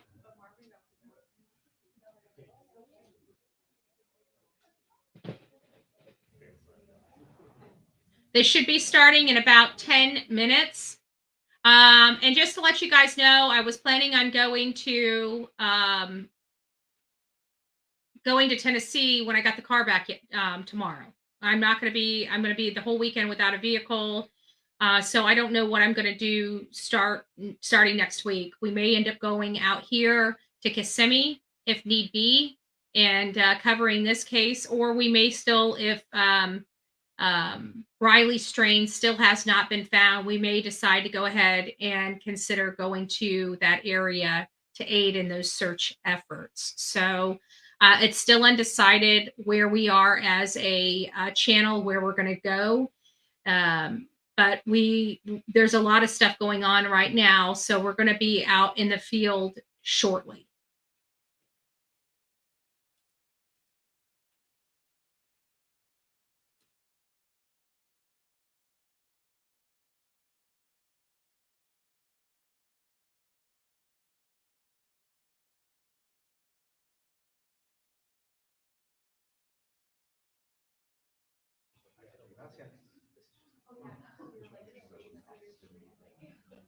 You say I make you nervous, a tragedy, I'm a beautiful. You wonder how I got this way. You think I'm someone to be saved, someone to clean up and tame. Oh, some things never change, never change. Oh. You think I would look pretty on your arm once you cover up my bruises and battle scars, but it always ends the same. Can't bear the things I've had to face. Got you crying on your knees in pain. Oh, Guys, we're just going to listen to some music while we wait for them to start this press conference. I think everything that we needed to talk about, we've already discussed. So just listen to the music. We'll get started shortly. And again, just stay after the press conference so we can have a more open and balanced discussion about what we learned.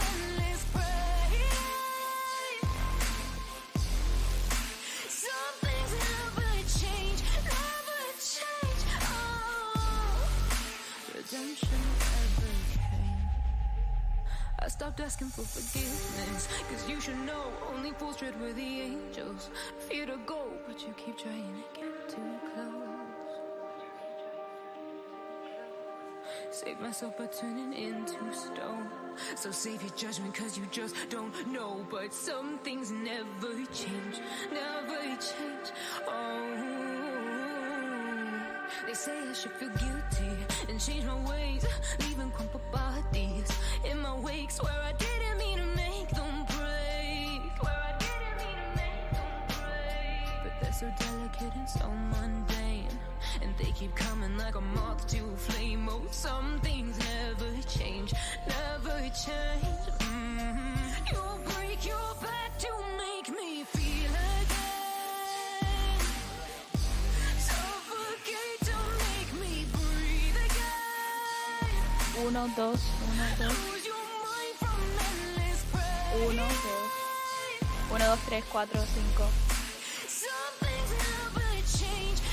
Dice que no les está llegando el audio. El micrófono tuyo.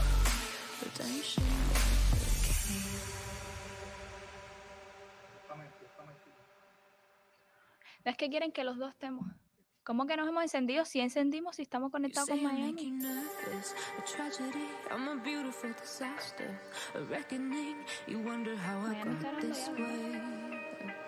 Miami ya está grabando. Y van a empezar en punto a las 2. Tenemos 6 minutos. Así que díganme, que necesitan rápido. Ya, Ramón, quédate ahí, que lo están viendo. ¿Y me escuchan bien? Ok.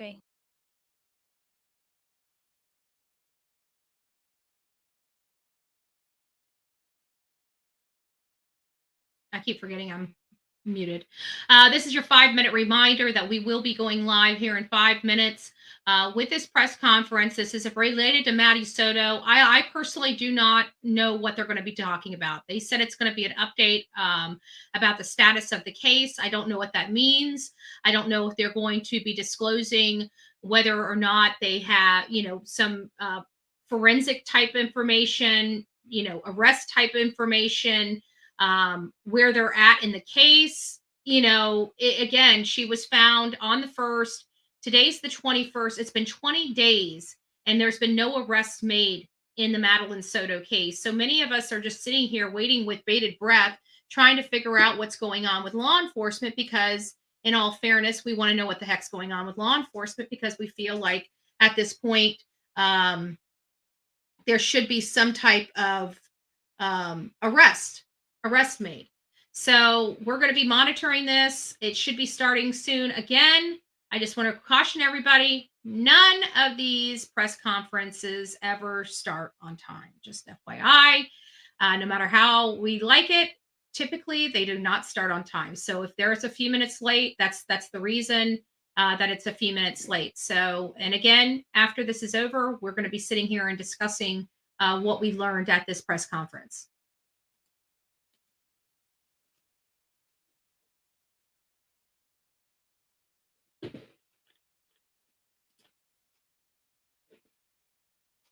Sorry.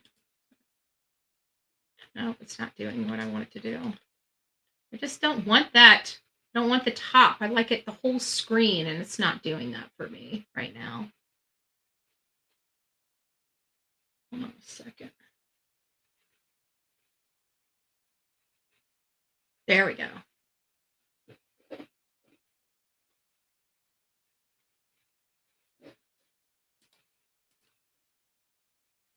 No, I don't take shit. I got no love for the fakeness. If you wanna play tough and wanna hate this, I'll always show up.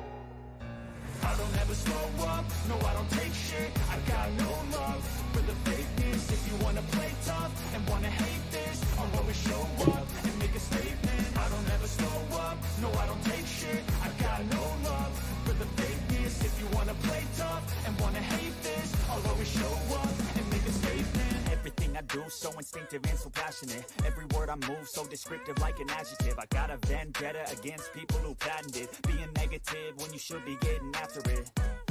I got facts over tracks, this and that. Spitting slow, spitting fast. I could roast, I could gas. Think I'm okay at last, but I don't know if that can erase all the past and the pettiness. A reflection of the emptiness. Hilarious, you think you're worth my time, you're delirious. Mysterious, because you hide behind a fake exterior. Inferior, you know I'll always be a bit superior. Get off of me, this ain't no humble brag. I want you to hear words, you can say them back. I want you to feel free from the chains at last, and to believe in what you got, it was built to last, yeah. Now that I've been put through hell, I never got anyone's help. I had to do it all myself. I don't ever slow up, no I don't take shit. I got no love for the fakeness. If you wanna play tough and wanna hate this, I'll always show up and make a statement. I don't ever slow up, no I don't take shit. I got no love for the fakeness. If you wanna play tough and wanna hate this, I'll always show up and make a statement. Gonna learn the consequence of being incompetent. Mental health is confidence, dreams and some honestness. I'm not here to save the day, that's for you to take away. I could play a million mind games, but instead I say something not illogical, something that is topical. Rub it on and watch it go, make yourself unstoppable. Dreams are irresponsible, but they're always possible. If you just believe, you could be so remarkable. Thoughts in my head, a collage and they spread. I'll be great one day, going off of my meds. No, I'm not giving up, no, I'm not giving in. I will make it to the top, taking off in the wind. I gotta make it, I'm saving every day to taste it. I'm patient, but my mind, it can hardly take it. I'm chasing a dream that I never separate. It's a vacant, modern kingdom. Chief Betty Holland will be providing remarks about the progress of the investigation. After that, she will open the floor for questions. We are not doing one-on-one interviews after the press conference. If you have any questions that are not related to this case, please send an email to kpdpio@kissimmee.gov. At the end of the press conference, you will receive a package with information about the case in English and Spanish. Now, I would like to introduce Chief Betty Holland.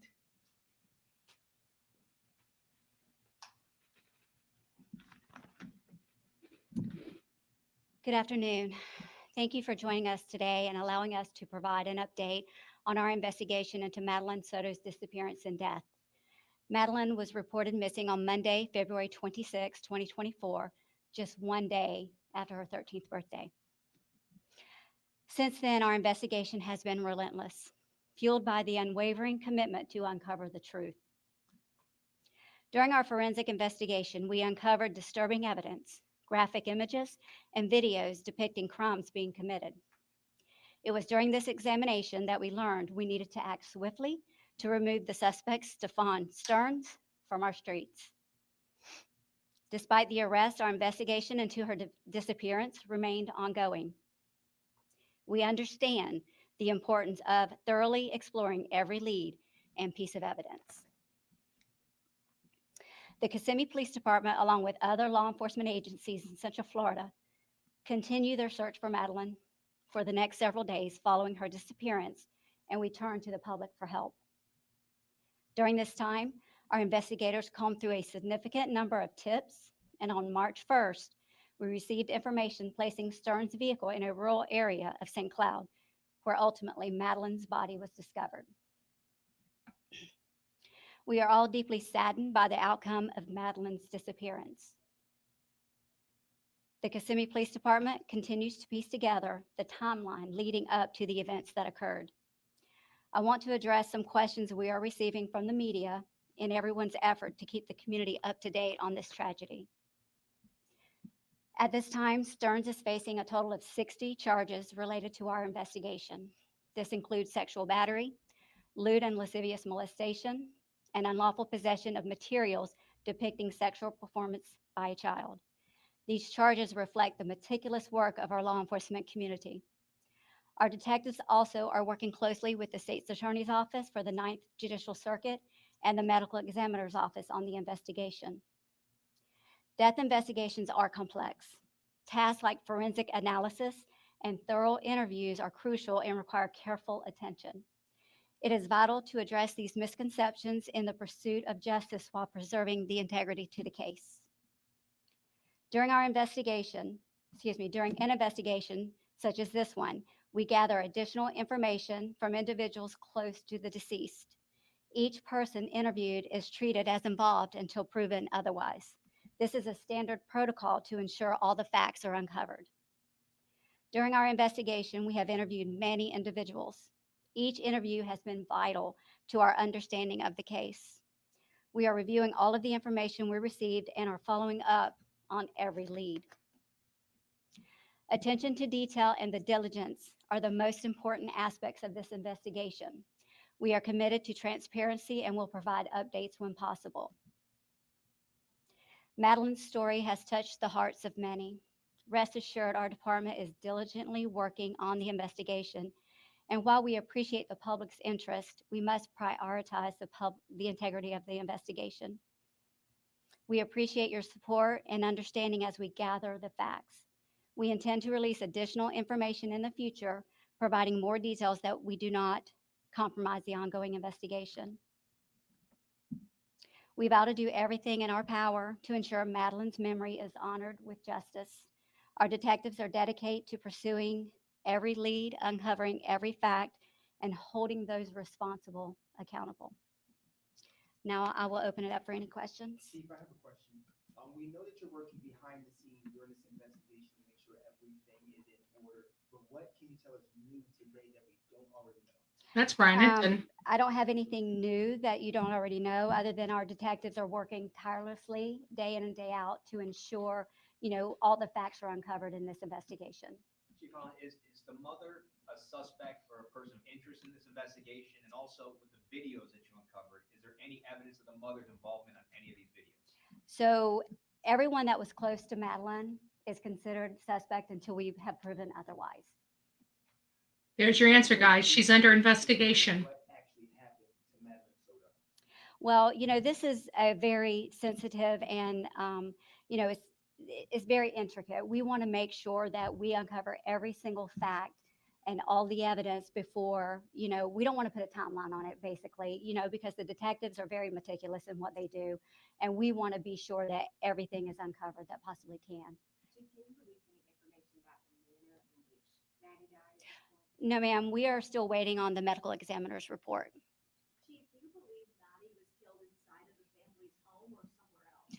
We're still uncovering all of those details. They ain't giving a I'm shit. not going to speculate on that until we have the facts.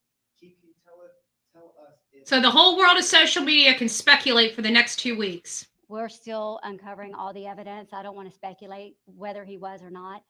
We will wait until the investigation, is completed to make that determination. Can't wait for the. Let's hope that nobody misinforms the public. Social media. Yes. What has he told you about other people's involvement, if any? He has invoked his right to a lawyer, so we have not spoke with him. Is there any time that you can expect an update for us? The public is asking every single day, and we understand that you're working on the investigation, but we would like to hear from you. I don't want to rush my detectives. I think it's paramount that they take their time and, Take their Mr. time. It's Stearns been is not 20 going days, anywhere. lady. He's in jail and he's going to be there for a while. So my detectives, I want them to be, just look at every single detail and make sure. But I don't want to give a timeline at this time. What was the purpose of this conference? What does that relationship kind of look like, and what information are they able to release to you before that exam is complete? So not really. I wouldn't say that they've released and information. We depend on the medical examiner's report for our report. So we're going to have to wait until they release that report. Bullshit.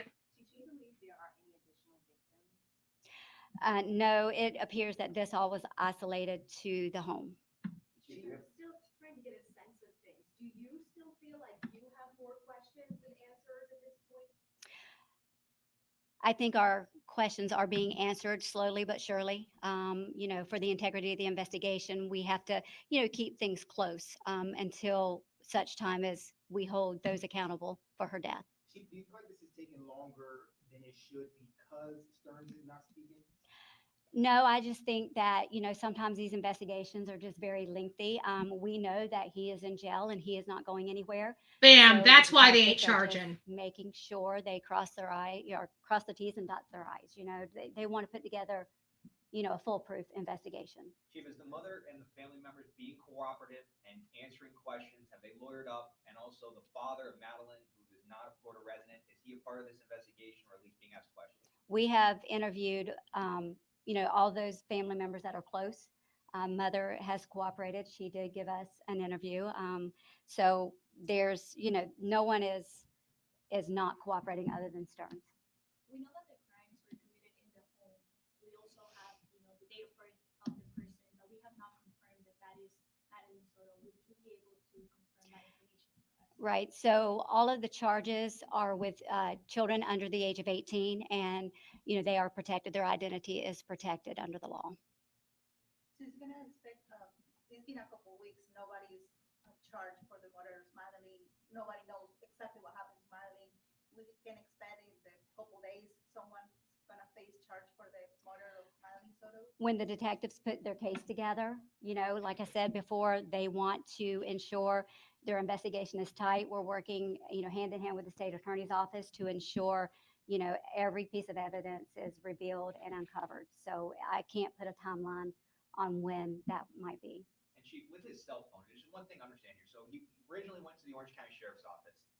At least that's what we understand. He gave the cell phone to the Orange County Sheriff's Office. The Sheriff's Office then found something on his phone which led to an arrest. In the arrest affidavit from Kissimmee PD, it says he offered his phone freely to Kissimmee PD. Can you kind of explain how that happened? Because I just have a tough time understanding how somebody who's been arrested for something on his phone freely gives a phone up again.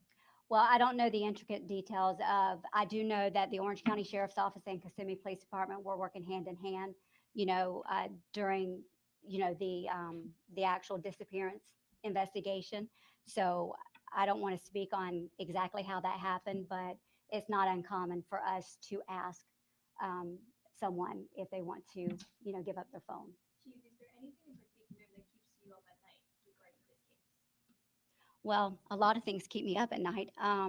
You know, my takeaway from this is talk to your children, families, talk to your kids. Amen.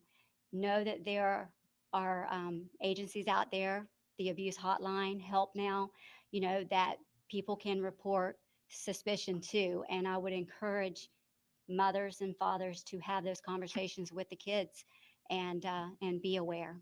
Amen. Last question. Have you guys investigated this family before? Not for anything like this, no ma'am. I'm sorry, can we just confirm how long that relationship was, the mother and the stepfather? That is still being under investigation. We're trying to get the timeline for that. Chief, I have one more question. This is a case that became really big out of nowhere for a lot of people, but what has the department learned through all of this so far? Well, this was a very tragic event. You know, I think that, like I said earlier, Thank you, Audit. God it's bless you. up to us, up to each family member to have those conversations with your kids and report any suspicion of abuse to your school resource officer, to you know, an adult that's a trusted adult, to any police officer that's out there. So just report it and let the law enforcement community investigate. Okay. Thank you. Okay, so, you know, we'll play this through. I don't want to stop it until it's completely off, just in case. You never know. I think it's done. Everybody, yeah, they're leaving. Okay, so listen, guys, I really don't, like, we learned absolutely nothing. I mean, I don't know about you, but we were literally just fed everything that we know about the case already. No new. I don't know. I'm just like, what the hell was that all about? Thank you, Audit, so much. If you received your Bullhorn Betty gift membership, please don't forget to tell Audit thank you. God bless you, Audit. Thank you so much. Yes, that was a joke. I mean, it was like they just wanted to appease the people. I don't know if that's going to be appeasing the people, because like right now, I'm a little hot under the collar. It's like you gave us a bunch of shit. Okay, God bless this lady. I know she's got a hard job to do. You know, I'm not. I'm being critical in everything, but I feel bad. But come on, what was that? That was absolutely nothing. I'm sorry, that was horseshit. We learned absolutely nothing. What did you do? You could have sent out a press release saying we're still working on the case. You know, I mean, you didn't tell us anything about the autopsy. You didn't tell us anything. The only thing that they really confirmed is that he gave the phone up willingly and everybody's under investigation. Well, guess what? The only thing I brought away from that is he gave up his phone willingly. Everything else I knew. And I probably knew about the phone too. I think I might have known about the phone early on, as a matter of fact. But we literally garnered nothing, and every question it was hit with the same bull. You know, you can tell us something. And the mom's cooperating. Stefan Stearns is not, which we again knew. He's not cooperating. He's not talking. He lawyered up. She didn't say the mom lawyered up, though. I guess we did get a little something, right? She didn't say the mom lawyered up. She said that actually just the opposite. She said the mom is cooperating. The mom is cooperating. The only person not cooperating in this investigation is Stefan Stearns. It was absolutely a waste of a news conference. Honestly, like, you didn't give us we don't want to rush it. Okay, you don't want to rush it. Okay, I get that, but it's been 20 days. What's rushing about it? What do you mean you don't want to rush it? How long is not rushing it? This going to be a 6 month period? Is this going to be a 3 month period? Is this going to be an annual period? Are we going to be coming back here in a year to learn the status of this case? She gave us nothing. She seems like a nice chief of police. She really does. She seems like she's wanting to dot her I's and cross her T's. Okay, to be honest with you, I like her, but she gave us a bunch of crap. Okay, she gave us a bunch of law enforcement bullshit. This is what I'm going to say. I just want to make sure that the chief of police, the chief of Kissimmee Police Department hears me loud and clear. I don't want to hear you coming back here in another few days and saying that you got a lot of misrepresentation from social media. Okay, I don't want you blaming social media because you had a horrible press conference. I just want to say that. I want to say that out loud. I want to say that for the record, on the record, that don't be blaming social media, because you have an opportunity to clarify some information for social media, mainstream media, and the public, and you chose to give us a bunch of hot air, okay? I want to make sure that we got that for the record on the Bullhorn Betty channel. For those, I'm going to back, and I don't even care if I don't like the creators. If I hear anybody going into the conspiracy theories and stuff like that, and we hear law enforcement in this case saying, oh, stop the misinformation, you're creating the vacuum you're trying to tell us to stop. So if you want it to stop, give us some freaking information. That's what I got to say. I got to say that to all law enforcement agencies across this country. If you're sick and tired of social media, because I'm getting sick and tired of you blaming social media for everything that you guys are creating, okay? If you want social media to stop speculating, you need to give us a little more meat to the bone. There was 1,000 things that lady could have told people that would not go to the heart or the integrity of the investigation. And this horse shit that you think that social media and us people out here have no clue that you guys already have the preliminary results of that autopsy. We already know you do, by the way. So you can tell us that you don't, that you need to wait for your report, but we all know you do. And we all know that most likely the state attorney, as well as that chief of police, was probably in there in the autopsy room as they were going through it. Just saying. At least the detectives were there. I know that. So the preliminary results are in. They release the body. It's a protect.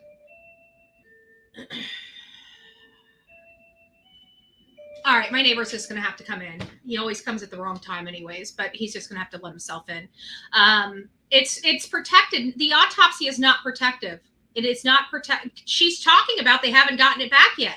She's going to be disclosing it. It's not protected. People need to get this idea that just because you're under the age of 18, in typical cases, yes, it is protected. In a case like this, it's not protected. And the reason why it's not, I mean, certain things are protected. Don't let me say that wrong. Certain things are protected when it comes to these autopsies. But when you have a case that has national attention, the newsworthiness is what pushes it over the edge of what can be disclosed. And then they have guidelines on what they can disclose and stuff like that. But this is definitely something that they're going to disclose. They're going to let us know, maybe not in detail, but at the end of the day, this case is so big, it's going to go to trial. All this stuff is going to be public information anyways. This is so close to home. We will be at this trial, I'm sure, whenever it comes around. I don't know if we're going to be there. I don't believe this is going to go on in May, but I digress with that as well. So anyways, guys, that's really all we have. There's nothing new to report. I think Vin apologized. Give me a second.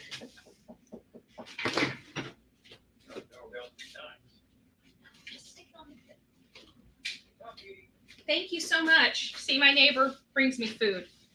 Thank you. It's like I knocked 3 times. I'm like, yeah, I'm live. But who can pass that up, right? Look at that. Look at that. I don't got food. People know I don't have wheels, so my neighbors take care of me. Oh, good heavens, good heavens.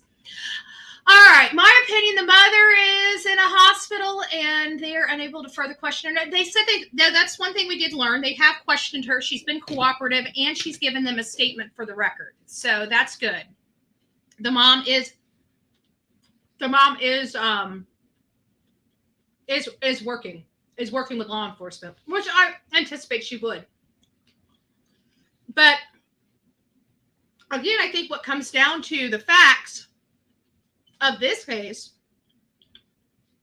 is the fact that they still haven't made an arrest. And I understand the dotting of the I's and crossing of the T's. And she said exactly what. They know where he's at. He's not going anywhere. They don't have to rush this. And as much as I want them to rush it just so because we're nosy. We're nosy people. We have no patience. That's what it is. We're nosy people and we have no patience. And this is something that's really bothering us because we want to know. The bottom line is we want to know. At the end of the day, I think everybody here is more inclined to know, was mom involved than anything else? I think that's really what's drawing our attention to this case at this point. That's what's keeping me my eyes on this case because I want to know. I want to know, did mom have something to do with this? We know where Steven Stefan is. We know that he was around wherever Maddie was found.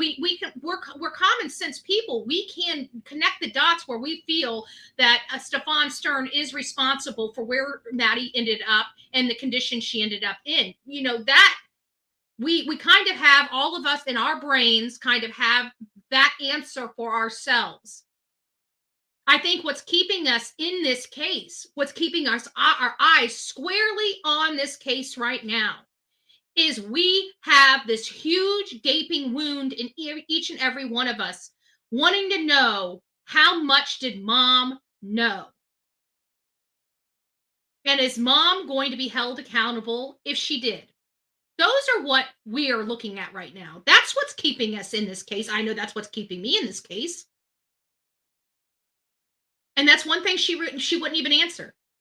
She wouldn't even give us a clue other than everybody is being investigated. So mom's under investigation, grandma's under investigation. Every single person at her birthday party most likely is under investigation. And the reason why is because they're the ones that had the closest contact with her in a certain time frame, and therefore they could be potential suspects. And they have to clear all the people that came in contact with her, because why? We know when we go to court, Stefan Stearns is going to try to plan B somebody. And we need to eliminate all those plan Bs as much as possible and as thoroughly as possible. And so that's probably what they're doing right now. Everyone who failed Maddie, exactly, everyone. Did Uncle know something? Did Grandma know something? Did Auntie know something, right? Who knew? Who knew? It's kind of hard for our brains to conceive that nobody knew, right? That's just, it feels to me that somebody had to have known something. But what was that something? You know, was it this? I can tell you again, and I'm going to say it loud and clear again. I would not ever have expected the document that we received. That was jaw-dropping. That was more than I had ever even contemplated when I first started covering this story. It was so grotesque and so highly disturbing that I literally had to pray whether and how I was going to cover these charges. I mean, I had to go to a place in me to figure out what was the right and wrong of this case, because those charges disturbed me so greatly. And I'm a pretty strong person. There's no ifs, ands, or buts about it. I got pretty thick skin, and I can do, I do some things that most makes people uncomfortable. So I can, I deal with a lot of uncomfortability in this job, and for it to disturb me this bad, I couldn't even imagine bringing or trying to discuss those things on this channel. It was hard for me reading it. I to be honest with you, I'm not going to lie. I never even got through the charge sheet. I never got through the charge sheet. I think I got maybe to count 8 and I was done. I saw, charge 22 and 21, from somebody putting a like a screenshot up in like the Maddie Soto Facebook group. I those types of things, but I saw those. But as far as me physically reading it, I've got it printed out. It's still sitting on my bed. I read through a few pages of it and I had to put it down. I couldn't read it. And if I am that way whenever I'm just doing my initial preview of it, there's no way I'm going to be able to get to talk about it and get through it on the show. There's just no way. It was that disturbing for me. But by the time I was to charge 8, I was so angry. I don't know if anybody ever has been so angry you just got to turn around and walk away. Like you don't even have the argument for it. You're just angry. I had to put it down. I'm angry. It has ignited these emotions in me, and that's why when I get this emotional, we just need information. And that's what I need. I need information. I need information about the mom. This press conference gave us nothing. I'm going to say this press conference was not, is not a good press conference. I mean, that's what I'm going to say. It wasn't a good press conference. And I'd caution that, and I'm just one person, it's just my opinion. I'd caution Kissimmee Police Chief not to do another press conference until you're willing to give us some information, because what you gave us was shit. And it just really pissed everybody off, especially 20 days after you guys peeled this little girl up behind this bush in such a brutal condition. We want and demand answers. I'm sorry. I don't know how else to say that nicely. We deserve it. Maddie's friends and family, they deserve answers. They deserve to know what happened to her. And we know if law enforcement ain't telling us this, they ain't telling them shit either. So they're in the dark. Her entire family's still in the dark. Yeah, that's kind of how I felt too on it, to be honest with you. I felt like it was insulting. We're here to learn some more information, not we got nothing, we're not going to tell you nothing, and if you don't like it, too bad. That's basically what she said. But she said it in the and we're not going to do one-offs, we're not going to do this, we're not going to do that. They just don't want to talk about it. It's been 20 days. All right. You guys got my commentary on it, and I hope you guys have a great day. We're still following this case. As far as Kyle Strain, guys, I'm sorry. There's something more here, or he was introduced. Something happened to him further down. I kind of am starting to believe that his shirt was taken off of him. Whether it was forcibly removed or not is up for interpretation. Nobody can see him on the videos, but could it be because they were looking and focusing for that very specific shirt? And if it was taken off, Were they looking for a tall boy without a shirt? Can that derive? I hope that they're going through some more video cameras, especially down further on that waterfront and riverfront. Yes. Oh, and thank you for reminding me. And for those that are there, thank you. We will not be doing our GoFundMe on these. I know I haven't given my mods instructions, but I'm actually for the Idaho. I don't do GoFundMe fundraisers. I never do them. But because this trip is going to be so expensive, I have no choice but to go the route of the fundraiser. I was going to do like the PayPal thing, but they only allow those PayPals to run for 30 days. Those fundraisers on PayPals are only 30 days. And we need this to just run. I don't want to have to do multiple. I want to set it and forget it. So our budget for this trip to Idaho is 10 grand. It's going to cost us right about 10 grand, maybe a little bit more. People are going to be like, 10 grand. Yes, it's going to cost that much. 1 week there when Olivia and I are staying in hotels cost us about $5,000 a piece. With flight, the flights are ultra expensive. There's no easy way to get to Idaho, unfortunately. And the drive from either airport, it takes hours to get to Moscow. So we're going to be, it's going to be flight, room, board, and food. We're going to be there literally 6 to 8 weeks. So you're talking about a significant trip, one where we're going to be boots on the ground for the entire trial. Our budget is 10 grand. I'm hoping that we can raise all of it. But I'm also, I expect to have some of these costs myself. So if we can raise the majority of it, that's really all that's really needed. But we are going to get that out. And as soon as I get that fundraiser up on GoFundMe, we'll start passing that around. And again, this is for all the people that would like to support our trip, this channel's trip, the Bullhorn Betty channel's trip to go live from the trial for Moscow. If it wasn't so costly, I would try to do it myself. Olivia and I, we went out there on 2 trips where we didn't raise any money. It cost us a significant amount of time, money, and resources. But it was a case that we had to get to. It was something that was calling our name. I'm very glad that we did. I'm very glad that we kept our eye on the facts of this particular case and didn't waver, even in light of all the speculation and conspiracy theories out there. And we really did try our hardest. And now that we're here, and now that we know that there's going to be a trial, we want to be there. This is, we've been there through every turn of this case. We had an epic interview with the Gonzalez family. I'm very proud and appreciative. Well, I'm appreciative of the Gonzalez family. They are, in my opinion, America's family. We have just grown to love them and just really respect their struggles and their ups and downs that they've been going through. And they've been doing that publicly as the world grieves with them and goes through this process with them. And so we're just wanting to see this entire case through. It's one of those cases that just means so much to me and so much to this channel. So with that being said, as soon as I get those, get that fundraiser, we'll get that started. Hopefully we can start fundraising by tomorrow, Friday. We'll hopefully have it. I'll have that completely up. And I think that's it. Guys, I'm going to eat my lunch. So you guys go have your lunch. I'm going to eat my lunch. God bless you, beautiful neighbors that like to keep us fat. All right. Love you guys. Bye. Well, not quite yet. I got to get up here. Got to scroll up. Oh, before we leave, I don't know what I'm thinking. Before we leave, I want to say thank you to our channel sponsors for the show. We have Lady 7 Up giving us all her loves and hugs. We got Courtney, Lulu,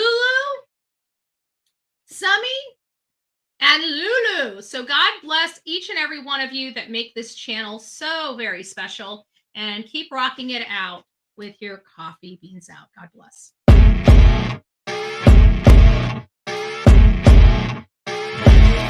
As you wake up in the morning, you want to find the latest, greatest information about criminal cases and have an intuitive conversation about the suspects associated with these cases.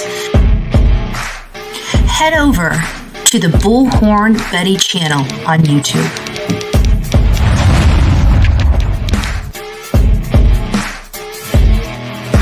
Get breaking news right here on the Bullhorn Betty channel. Welcome to the Bullhorn Betty Coffee Club. Enjoy your stay and enjoy your day.